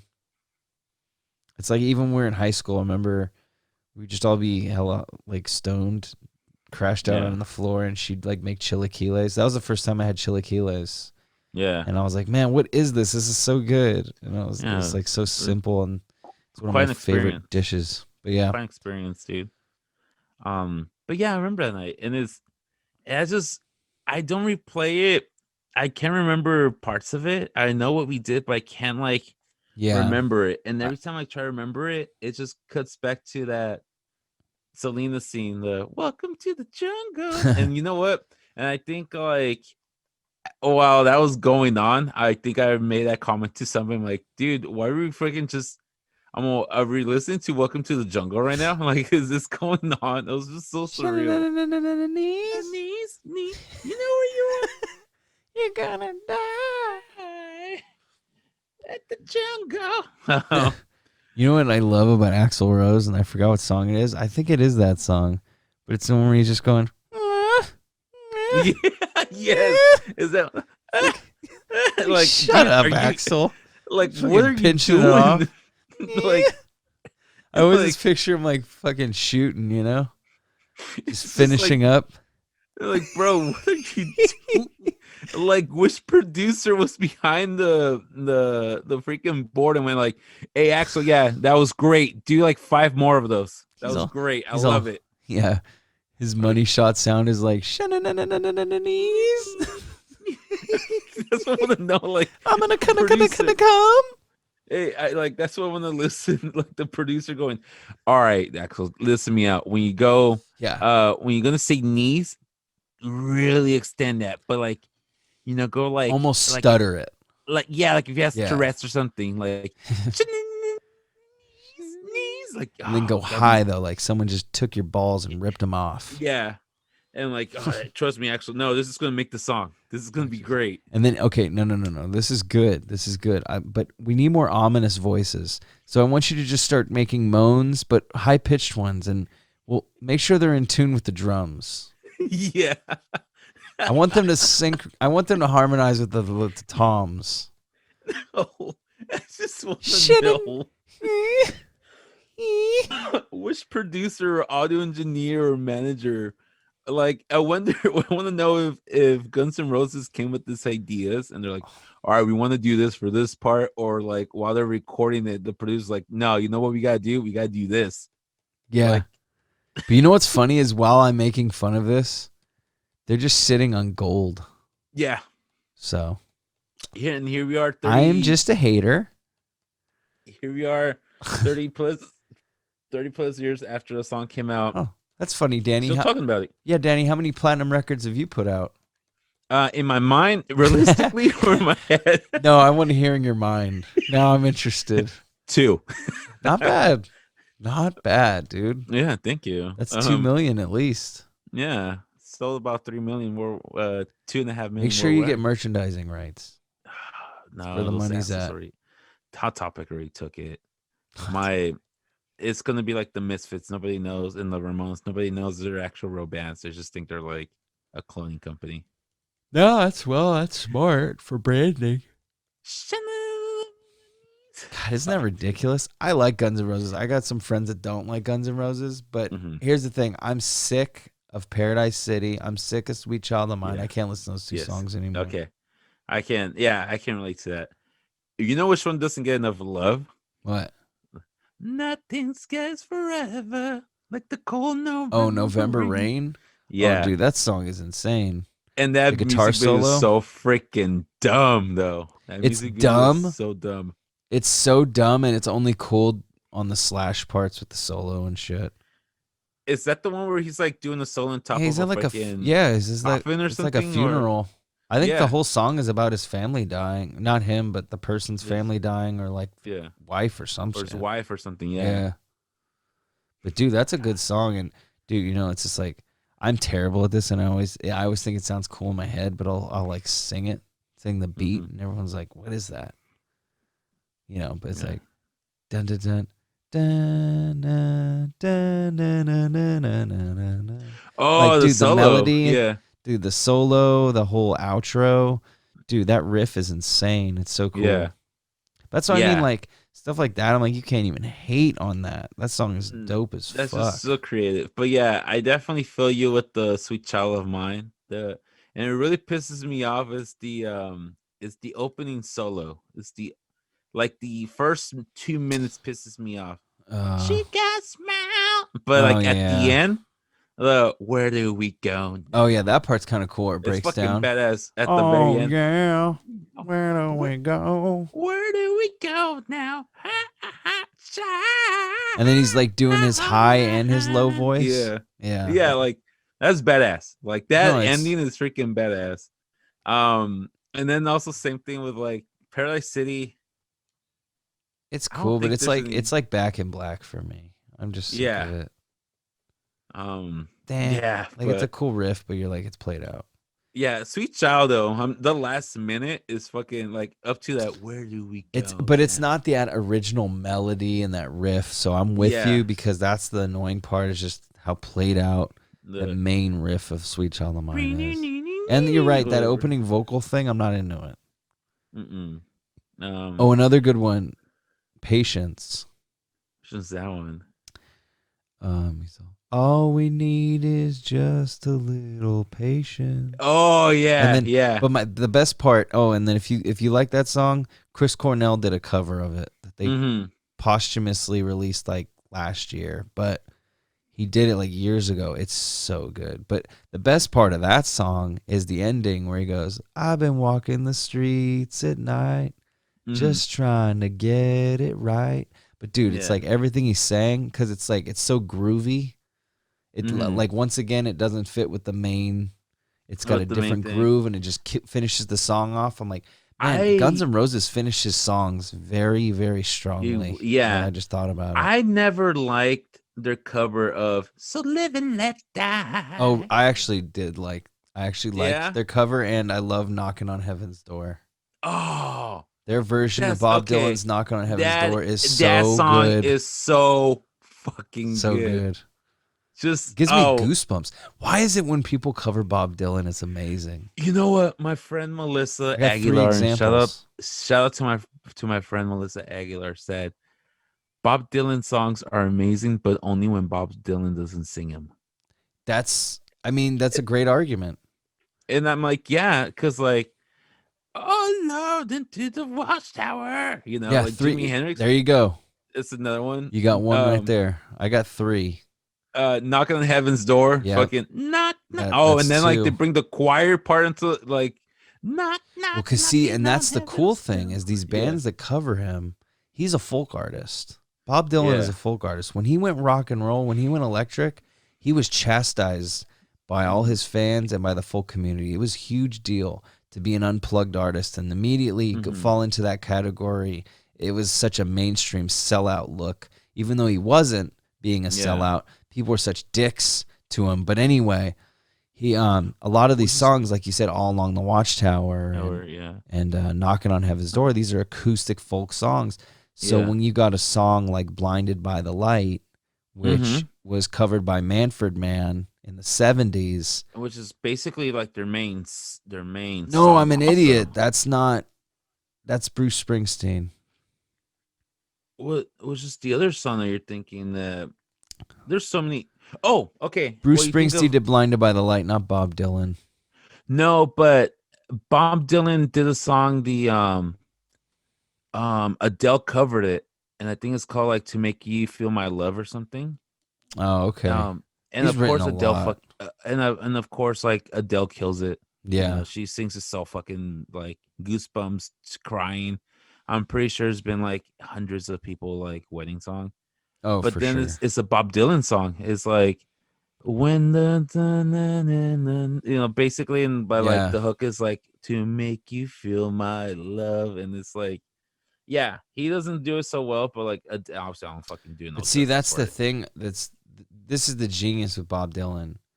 He lyrically is a genius. He musically and arrange wise, composition is a genius. It's just his delivery is very, very different.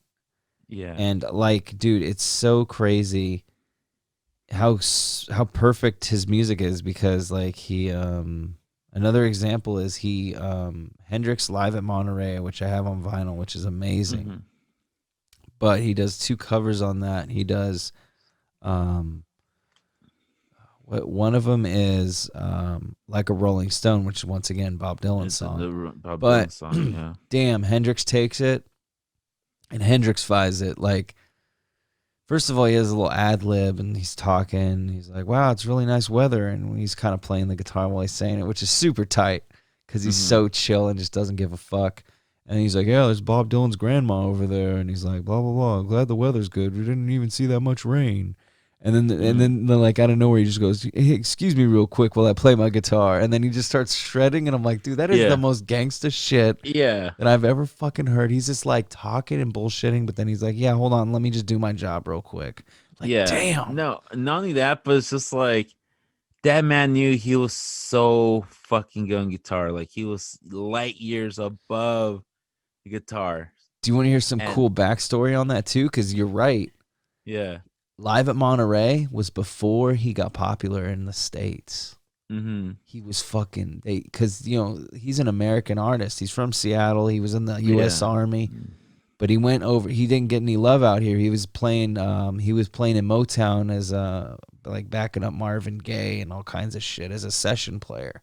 But then he got sick of it because he just wasn't going anywhere. So he went back over to England, picked up a drummer and a bass player, and holy shit, man. Fucking power trio, they were killing it overseas in London and in the UK, and then they come back here, and of course then they're bigger. But like he kind of mentions it in the concert too. He says, we weren't really recognized a year or two ago here, and I do 2 national anthems, and people, he's all, don't boo, because he's all, I'm in the Army, I got my American national anthem, but then he does the British one as well. And he says he does it out of love because, that's part of like where he is, because career. Without those people that didn't give his music a chance, that his own homeland didn't do, he wouldn't be where he is right now. And I hella respect that. But it's cool because that's the good thing about that That's the other thing about that live album is that I feel like there's so much of him that wants to prove himself. Mm-hmm. That not only is he a world talent and just a fucking genius musically, but when you have someone with that much talent that's hungry to show you they're good, holy shit, man. It's such a powerful record because it feels like he has a chip on his shoulder the whole time. Yeah, and it shows by the way he's playing, and just when the band is just on it, you just know they're on it, dude. It's just like there's a spark in it, and you're like, dude, they're killing it right now. Yeah. And you can see like the same man like or artist like 3 or 4 times, and if they're not playing with that chip on the shoulder or something, you can tell, and you're like, yeah, they were good, but there was like something missing. Yeah, something just didn't seem. It was off. Yeah. Yeah. And like, no, it still sounded good, but it's just like there's something, wasn't something magical. wasn't there. Yeah. No, but dude, I love learning little nerdy little factoids, Oh, absolutely. That's what makes it so much interesting when it comes to like music. Mm-hmm. So like I was seeing, I was on Facebook, and you start watching the video, and then like other videos start playing. And Howard Stern is with what the fuck is his name? From Aerosmith, the Steven singer. Tyler? Steven Tyler. And they're talking about recording like Sweet Emotion or something. Yeah.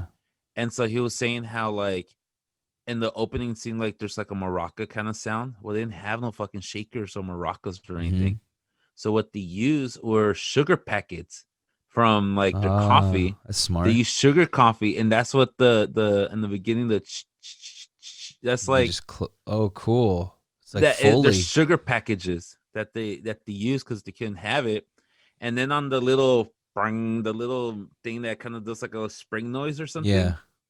It's, again, same song. Like in the beginning, like he does it, and then when he goes the second time, it cuts off kind of radically because it actually broke. Oh, he broke it. The thing broke, and so it gives it like a weird thing. And he was saying like, well, the thing is like back in the days, they used to be recorded like live sessions. Yeah. So like you had the drummer like literally with the sugar package up in the freaking like on the microphone doing it, and like you had the thing breaking, and they just lay down the track like in 1 or 2 takes. Yeah.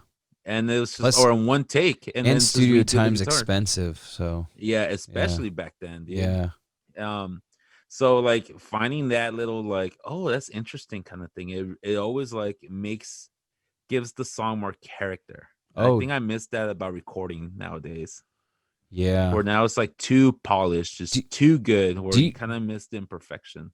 Do you follow Rick Beato? No. You should check him out, especially since you have such like a music production background like me and stuff. Mm-hmm. He's basically like us if we did what we what we wanted to do. If we did what we started doing at a young age for 30 years.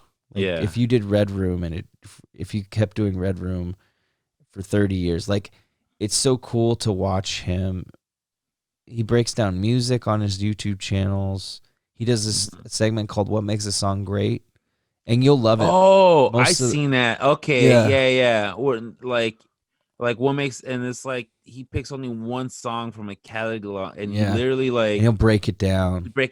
And like this is the guitars, and this is what he tries to get the masters, so he'll isolate tracks. Oh, dude, he gets some stuff that's super fucking cool because I've never even heard the isolated stuff, some of it, because I think he has to buy it or he just luckily had it hooked up. But like, dude, it's so cool. Yeah, it's really good.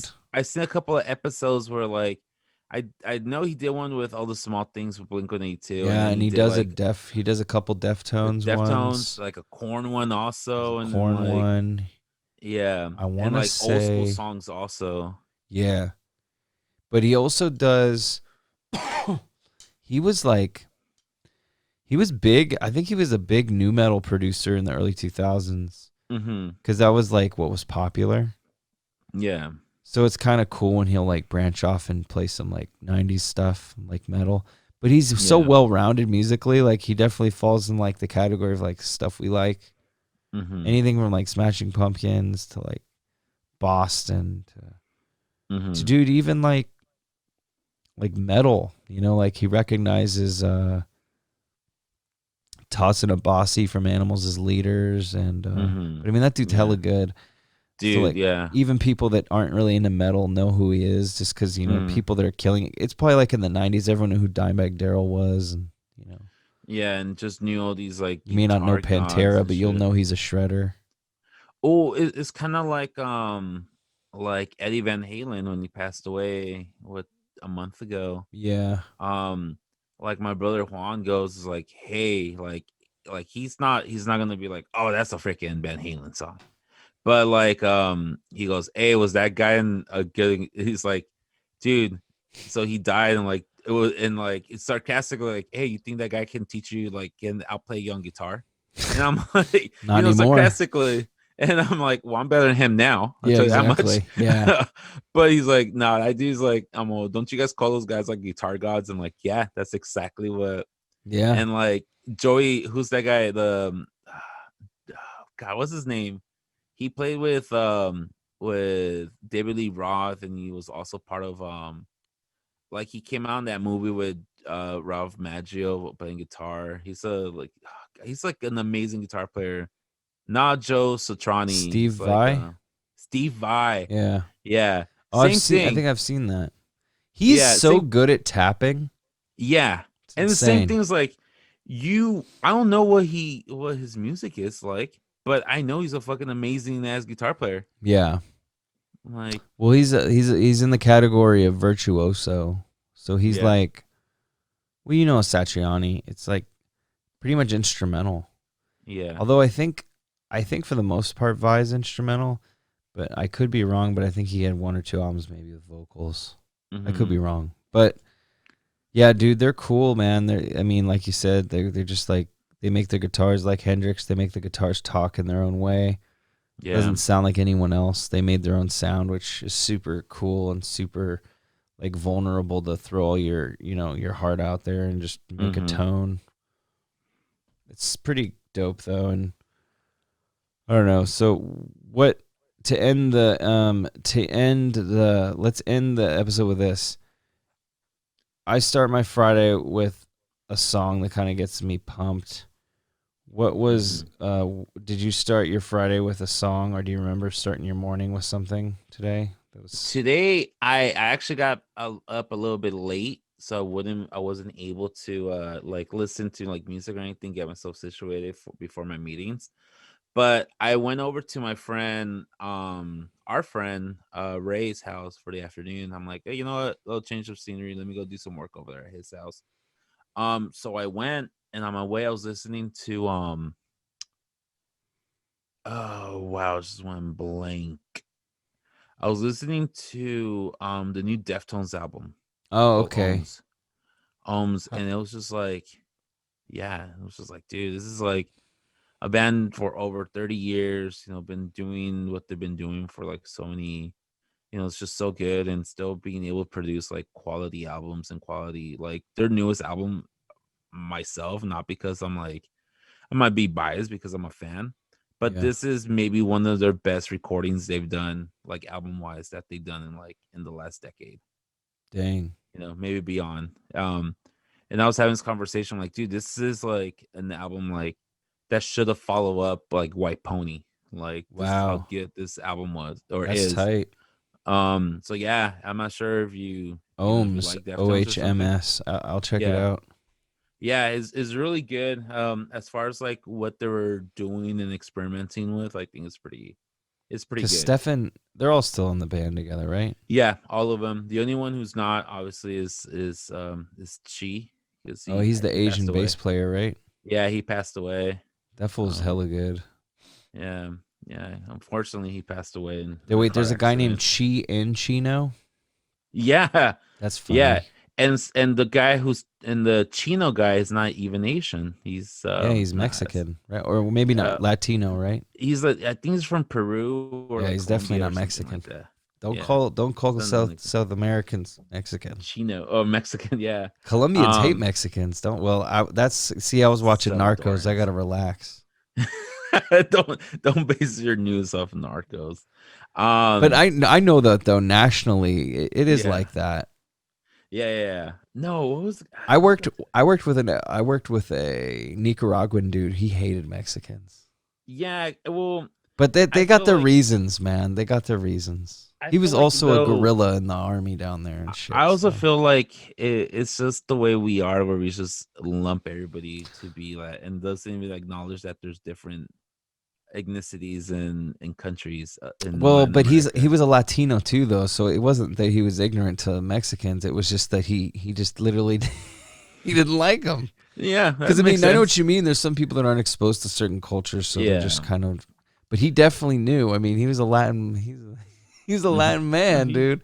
But don't call him he knew. Mexican. Yeah. Don't do that. That's Um. funny when you learn that because I know Asians are like that. But like, Yeah. I didn't know the Latinos because usually I always hear about Latinos, being more like unified. But nah, dude. No, hell no, we're not Hell unified. no. Especially not with the football and soccer, right? Is we're only unified when like when it's convenient. No, you're unified when some racist shit goes down and yep. Oh yeah, then Then you're like, all right, or or like some shit we're gonna get benefit. All of us like get money. Like, oh no, we're you Latinos United. We demand stimulus checks and shit. Other than that, we're like, no, fuck that. Don't yeah, associate me with that piece of shit. don't do that to me. How dare Deftones you? record, nice though. Yeah. I gotta check What that about one on you, man? Ohms. What are you listening I was to? listening to fucking I was listening to some like funk kind of. Mm. It was like Oh. soul funk basically. Mhm. But I was jamming out to a specific song. God, I want to play it, but I think we'll get taken off. We don't got the money for I that don't got the yet. money, and I'll play it off the air. But I'll tell you what it is. It was on the radio. It's by Cheryl Lynn. It's a song called "Got to Be Real," and it is super like Oh it's yeah. super like how Stella got her groove back, kind of like 40-year-old black woman music. But do you know what, dude? I was channeling that this Yeah. morning. It was To my be Friday. real. Yeah. Exactly. It's like, dude. Oh, I don't want to do the beat. I Yeah. don't want to butcher it with my No. acapella, but it is Like three things such about that. So is I such a got three things to groovy follow up with fucking that. beat. Yeah. And there's a segment of the beat that I'm gonna play for you when we're done with the. It's 3 minutes and 30 seconds into the song, but you have to go on Spotify because the radio edit. I've never heard the whole version, but the radio edit's only like 2 minutes, 3 minutes long. It's a six Yeah. minute song. The last 2 minutes, it is one of the most instrumentally, like the fact that I need to look it up, but the fact that someone hasn't Yeah. chopped and made this into a fucking rap hip hop beat. Oh my And god, it's that's so what I was gonna good. ask you. Who was the The band. who were the artists? Yeah, the band. Because I think is I'm if gonna it's the look it band I'm up. Let's thinking see. about, then it might be there might be a documentary about them. Oh, I could just Google Cheryl Lynn To Wiki. be real. But yeah, let's see who the band was. Oh God, what's the? Because there's a documentary called "In the Shadows of Motown." I'm not sure if you ever seen that documentary Yeah, I have. with like the band that played the like they create all the hits basically, Yeah, but then they were called. Was it the Wrecking Crew? yeah, I I think think that's so. what their name was. They're all session players, and Barry Gordy was the producer because it was Motown. Yeah. And dude, they called that shit the Snake Pit because in the basement where they recorded it all was a dirt floor. Mm-hmm. Isn't that crazy? Yeah.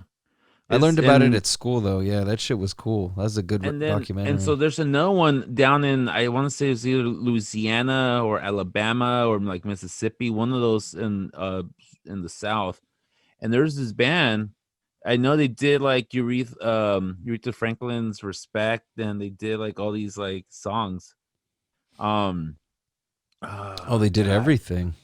What was it called? Muscles or something? Or Muscle Shoals. Yes, is That that the was band? that was like well, Muscle Shoals was the southern Florida version of Motown, but for Yeah. rockers. Like Skinner came out of Muscle Shoals, Allman Yeah. Brothers, and even like people that like I don't think Tom Petty came from there, but you know what's Rolling Stones definitely recorded a couple albums they there. did shit there. I think Aretha Franklin did shit there too. Yeah, well, that band that wrote the Respect.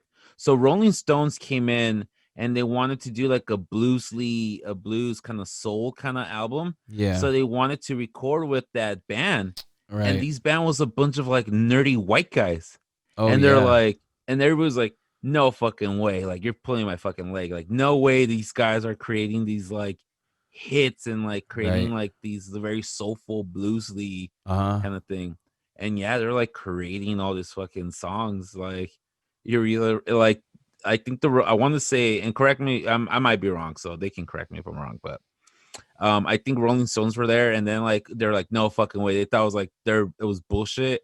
Aretha Franklin comes in, and they're like, urethra. Oh. Yeah.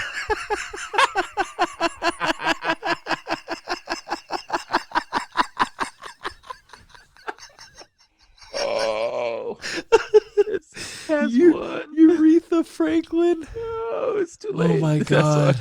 I think that's gonna have to be the name of the episode. Urethra Franklin. That is one of the most genius parodies of a name I've ever heard in my life. I'm so happy you fumbled and said that. Dude, you know what's funny? It's because over at Ray's house, he's like, "Oh, dude, let me show you this blast from the past," and he busts out the Blink 182 like magazine or like book, and the Blink 182 like DVD called like the Urethra Chronicles. Oh, that's funny. Yeah. So I think that's still like. Oh, that's so great. That's still like in my fucking. I didn't even think any Freudian thing about it. I just thought it was like one of those slips because it sounds close to what you were saying. Yeah, but it was so perfectly timed. Like I had to say something. I wasn't gonna let that go. No, you shouldn't. I'm like, no, Aretha Franklin needs to be addressed and respected for who she is. And you shouldn't. But yeah, like that's going on, and like she comes up, and yeah, it was, long story short, it was these nerdy white guys who did those wrote those freaking soulful ass songs. So I wonder if that's the same one that did that "To Be Real" song. Maybe, because it said the guy's name is David Foster. Uh-huh. Trying to see. Look him up. What he's done. Oh wow. He did music with George Harrison. Wow, he did Earth, Wind and Fire's He was a contributor to the 1979 Earth, Wind and Fire album. Oh, he co-wrote 6 of the album tracks. The most noteworthy being "After the Love Has Gone." Damn, that's a fucking beast of an Earth, Wind and Fire song. Mm-hmm. Do you know that one? Yeah. And this guy's Canadian. Oh wow, he even did the Tube song "She's a Beauty," and then he worked with Boz Scaggs. Dude, he worked with Chicago. Yeah, damn, he worked with some good bands. He co-wrote "Gloria Love." Yes, I was just seeing that right now. With the fucking Karate Kid song. Dude, he co-wrote "Heart of the Matter." Dude. Wait, "Heart of the Matter." I was thinking that's something else. That's Kenny Rogers. He did a lot of shit, dude. Oh, dude, yeah, he did the St. Elmo's Fire song. That's him too. Oh, really? That motherfucker. Higher and higher. Yeah. Oh, dude. This guy's done a lot of shit. He wrote. Dude, he also helped write "I Have Nothing" by Whitney Houston. Yeah, I was just seeing it right now. I was just listening to that. Don't walk away from me. Oh my God, I can't sing good. Break my. He produced. He did. Break my. Was it Tony Braxton? Oh yeah. Because You Love Me. Oh, that's Celine Dion. And Have You Ever by Brandy. Dude, this guy has been producing Michael Bublé and Josh Groban. Jesus Christ. This guy is fucking rich as fuck. Bank, this guy fucks. Fuck, dude, this guy's hella fucking. So check out David Foster. Check out the new Deftones album, Ohms. And check out some good old-fashioned contemporary funk music by Cheryl Lynn. The album is called Cheryl Lynn 1978. It's a disco record. And if you don't like snorting coke and listening to this, then get the fuck out of here. Hey, one thing, and I wanted to tell you this because I know you probably enjoy this. Yesterday I went to Target, that's always a bad thing.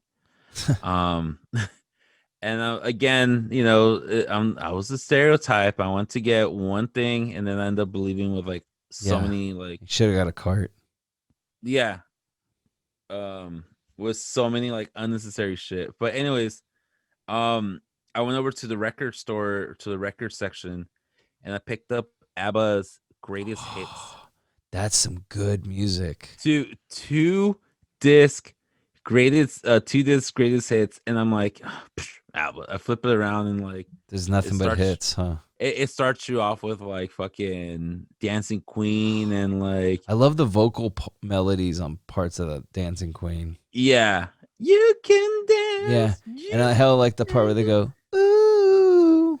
There's like little. Yeah, I always wanted to sample that part. I'm like, dude, that's such a clean little. There's so many cool pieces of music.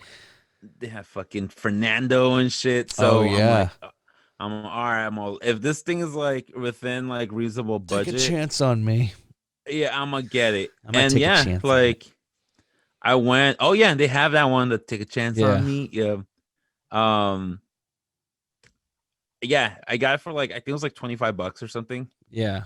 And I'm like, oh, I mean, I'd be dumb not to get this.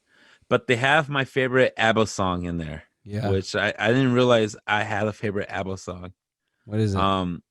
It's called Gimme, Gimme, Gimme a Man After Midnight. So if you ever heard the song from Madonna, the one that goes, every little thing that you say you do, hung up. So that be the stuck on you. Yeah. So she actually sampled that song, the Gimme from Gimme a Man After Midnight. Oh, okay. The whatever it is, she sampled that. And it's just like I hear it and I'm like, dude, this song's so fucking badass. I mean, granted, it's 100% a gay anthem. Oh, but it's fucking amazing. But all of their I mean that's could just almost expected. be considered. But yeah, dude, like gimme. Perfect. I'm gonna add this to my queue and I'm gonna listen to it. Dancing Queen, Take a Chance on Me, Mamma Mia. Yeah. Chiquitita, dime por qué. Like. That's funny. Fernando. They're Australian, right? No. They're Swedish, I think. Swedish, yeah. Singing. I don't know why I said Australian. Them. But yeah, I saw the list and I was like, oh shit, I never knew I was a fucking ABBA fan. So dude, they got some hits. Don't sleep on them. And I'm seeing here worst the top 5 places that people listen to them. Number 1 is London. Number 2, Mexico City. You know what? That's surprising. I would have guessed somewhere in Asia.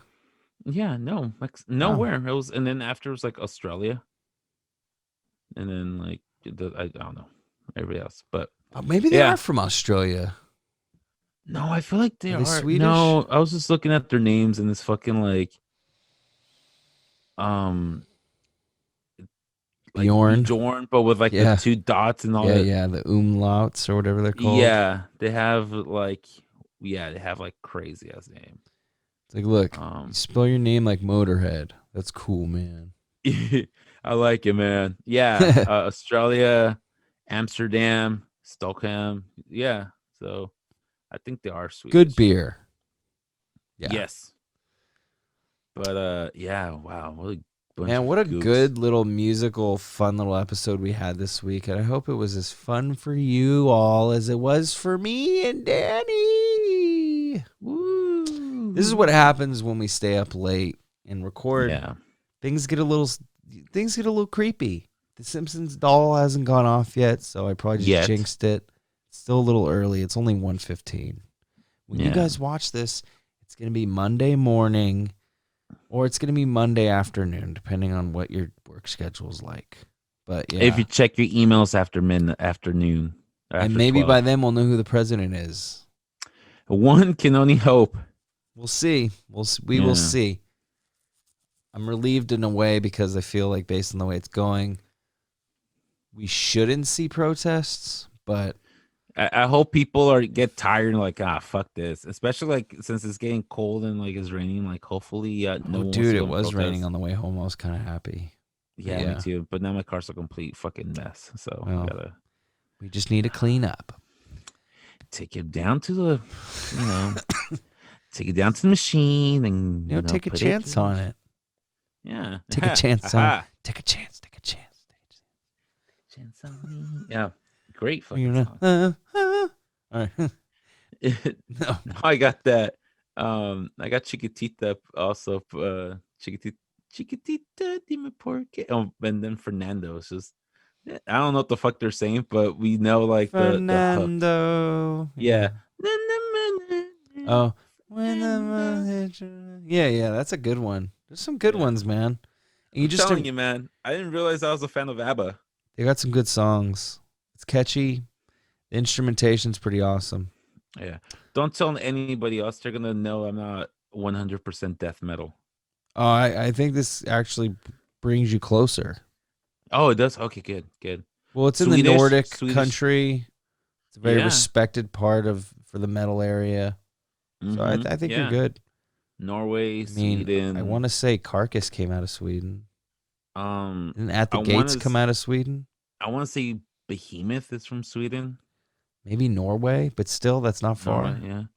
I want to. Maybe Ghost Finland? Is definitely from Sweden. Oh, there you go. And they're like retro rockers, Ghost. That's what I would categorize them as, pretty much.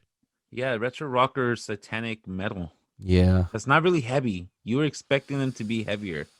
Their look is heavy. Yes. Yeah, especially the lead singer. I like his face paint. Is it? Yeah. It's not always the same guy, right? No. So let me get all nerdy. So it's the same guy, but he changes the. He's a different pope or something, right? Yeah, but he doesn't. The thing is, that's not even the face paint, dude. Their mask. Oh, it's a mask. It's his latex. So like he puts on the mask, and it's not really like based off the actual singer's face. It's like kind of like what Slipknot does. Like they take different molds and they kind of like paint it differently. So like each album has a new pope or something. Right. Oh, so that's like their gimmick. Like after every like all right, time for the next pope to sing the new, verses of the rituals or whatever. I hella like the clergy aspect of Ghost. Yeah. It's hella sick. But I've heard their live shows are fucking amazing. So, dude, I got lucky and saw one of their live shows. It's like full on production with like there's an intermission and everything like that. So. Dude, that's so cool. See, we need to get back to that, and hopefully next year we'll get concerts back because that is definitely part of our therapy. Yes, I can definitely contest to that. And gosh darn it, support the local bands also. Yeah. We need to figure out how that's gonna work too, but you definitely have to.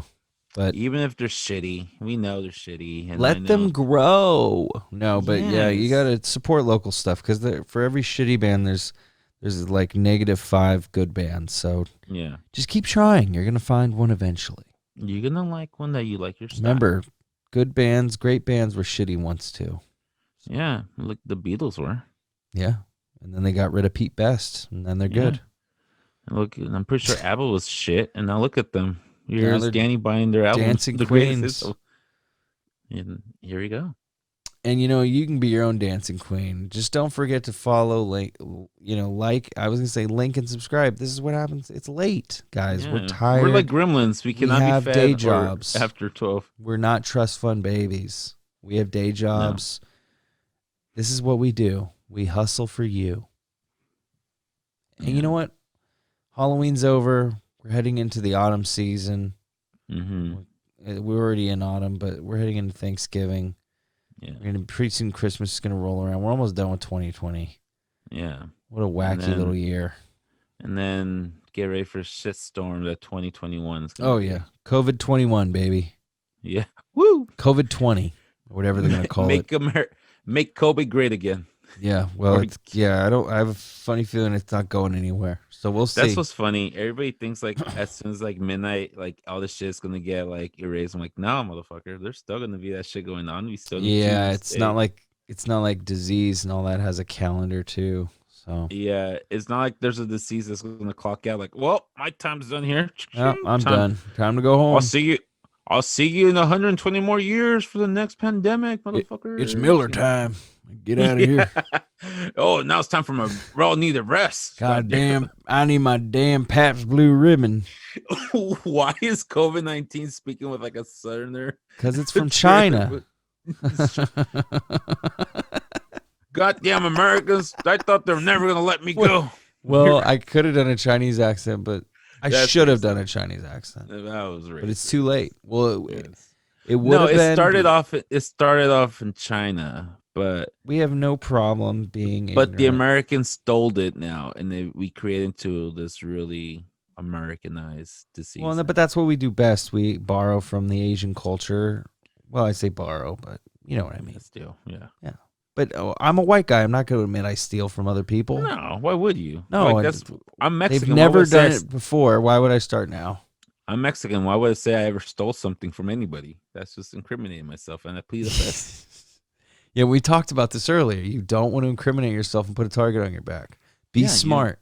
It always comes full circle in these episodes, even when we don't try. And yes, I'm pointing at you. There it is. Yeah. But anyway, we had a good time. We learned a lot about ourselves. We learned a lot about our musical choices that have gotten bigger. Yeah. I'm doing a little summary at the end, like no one knows what's happening. This is called a wrap-up, ladies and gentlemen. Yeah. And it's taking a little longer than it should. Don't destroy Motel 6. It's like saying goodbye to a loved one. It's just so hard. But we're going to see you guys next week like we always do. And thanks for listening, and we'll keep putting this out. Bye.